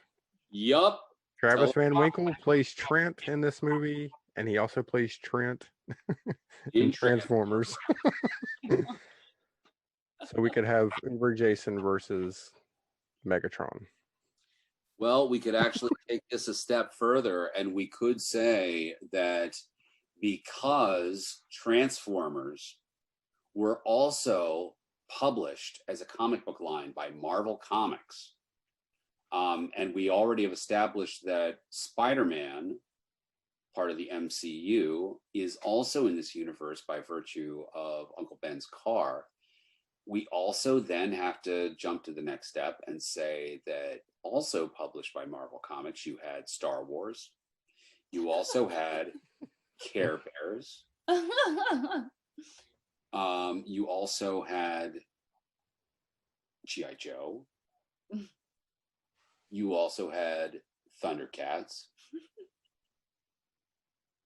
Wow, this goes deep. It does. Very, very deep. Everything is connected now. And at the bottom of that tunnel, there's Jason Voorhees with a girl who probably should have gotten a Kotex 2 months ago.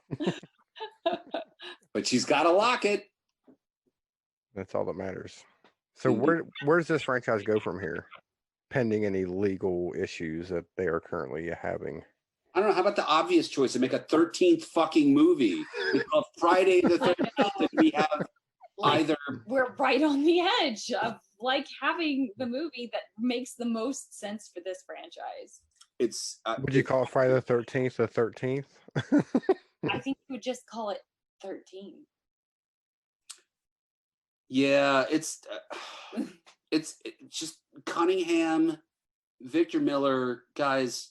You're old. Your time is short in the great scheme. Just make one more fucking Friday the 13th movie. Make it awesome. Say, hey, you can use the name and I'll let you use the characters. Let one write and the other direct. Make a Friday the 13th part 13. Make it what we like, but do something different with it. Get creative with it. Go as fucking crazy as you want. Get rid of the hockey mask. We know you hate it.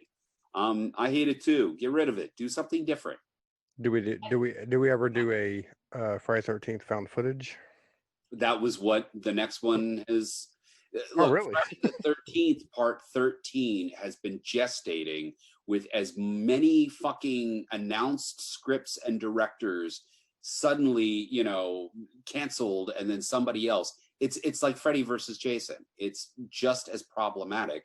They can't get it off the ground. At one point, it was going to be a TV show, and every week it was going to be about Crystal Lake during a different time period, but fucking Jason is always there.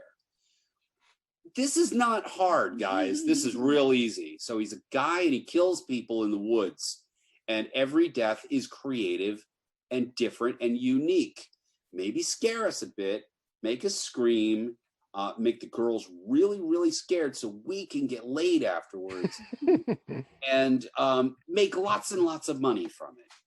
The one that I want, that I've heard fans posit, is Jason in the Snow.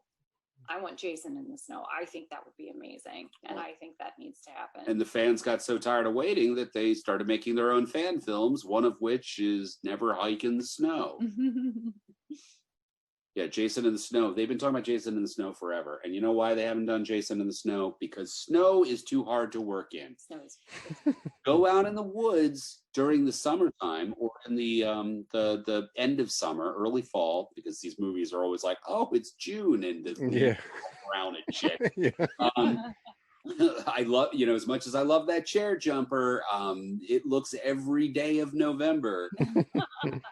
But yeah, it's like snow, you can't control it the same way. You can't shoot for as long when it's cold. You gotta like make sure people are warm and don't die of hypothermia. Your batteries run out fast. All this sort of like, you know, boo, wah, kind of crap. And it's like, go to a ski resort, guys.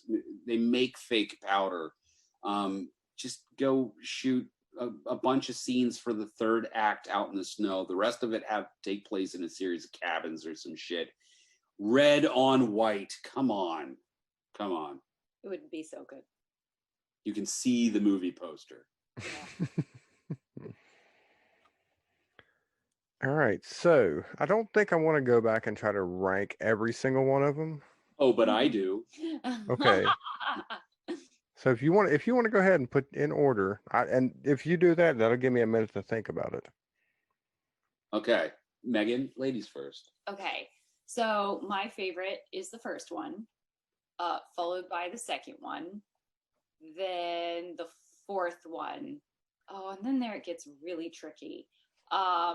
When I do this, I usually like get to there, and then I have to start going backwards to the ones that like I hate the most. That's how I build my lists. So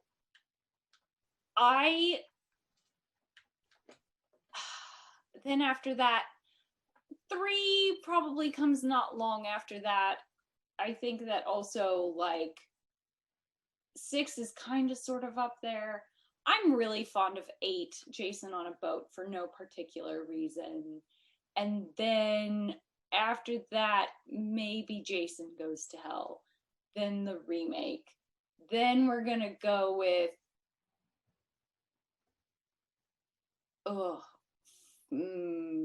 5, then like 7, then Jason X. Did I get all of them? And then I feel like Freddy versus Jason is kind of off on its own side channel. All right, for me, it's Friday the 13th, part 2, then Friday the 13th, part 1, then the final chapter, then 3D, followed by A New Beginning. Yes, Fake Jason is my 5th favorite one. Followed by Jason Takes Manhattan. Jason Goes to Hell. Jason Lives. Jason X. Freddy versus Jason, which feels just completely divorced. And the remake, I don't want to put it the bottom because it's not. It's almost like I kind of feel about it the way that I feel about Wes Craven's New Nightmare.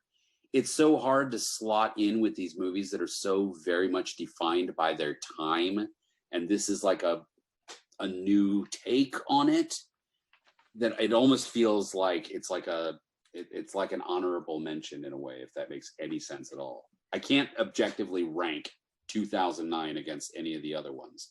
If I want to put it in terms of quality, it's probably the first one, and it's probably the fifth one that I like the most. It's probably number 5 if I rank it. It just it almost doesn't feel fair.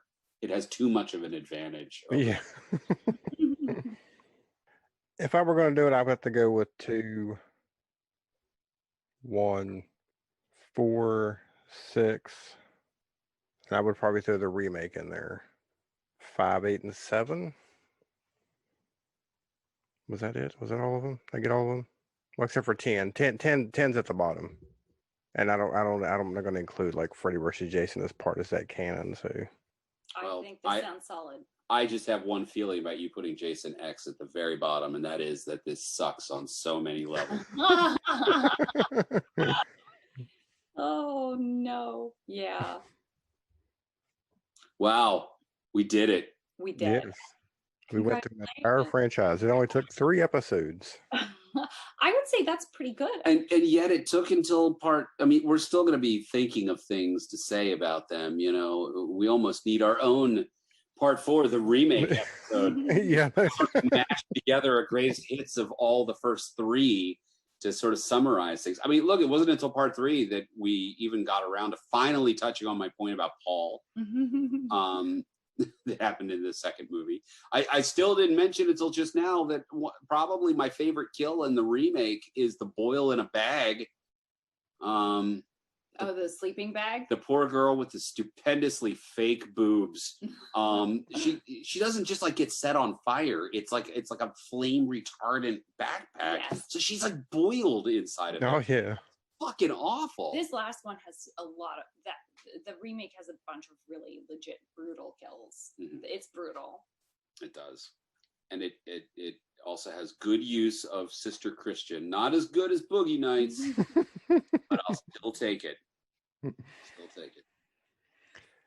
All right. So, Eric, where can everybody find you on the internet? Find me as the writer and director of Butterfly Kisses and Roulette. These movies are both on Amazon Prime. You can stream them for free, or you can buy the Blu-rays. I also write for Ain't It Cool News, typically as EKM for Eric Christopher Myers, where I write about franchise history and genre theory. So I write about all these things we're talking about. Come check it out. Megan? I am Megan Morgan. I'm on Facebook as Megan Morgan, and my book, The Altered Wake, is on Amazon and Clickworks Press and all the usual places. And I am currently finishing editing on The Altered Rise, and so hopefully that will be out sometime this year. So keep your eyes open for that one. And you have a podcast, right? I do, yes. It's called Cocktails and Cookbooks, and I release episodes extremely sporadically, but when I do, they're excellent. And speaking of podcasts, check out her podcast and make sure you leave it a 5-star rating and maybe even a review.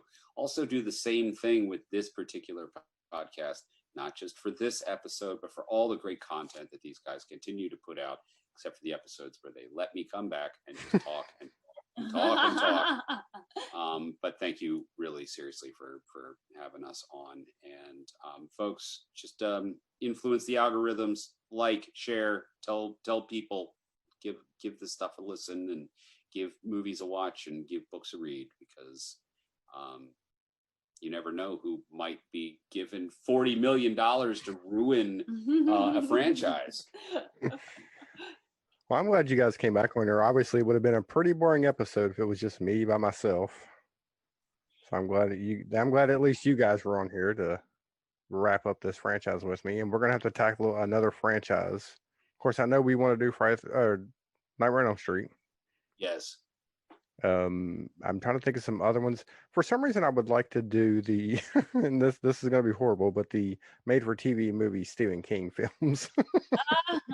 Dude, I am there. The Langoliers. Yes. The Why does Tommy- everybody hate that movie? Yes, please. Elm Street, Halloween, made for TV Stephen King movies, made for TV Dean Koontz movies. We could do those too, yeah. Yeah. Keep us in mind, sir. And I'm pretty sure you guys would love to come back here and talk about Maximum Overdrive. Of course, plus Trucks, the other version of that same story that was made. There you go. All right. Well, again, thank you guys for coming on here. This was another long but a very good episode. I'm pretty sure everybody's going to enjoy it. And everybody, thanks for listening. Until next time, we will continue to watch the good, the bad, and the cheaply made. Who died and then returning to life and committing acts of murder. The unburied dead are coming back to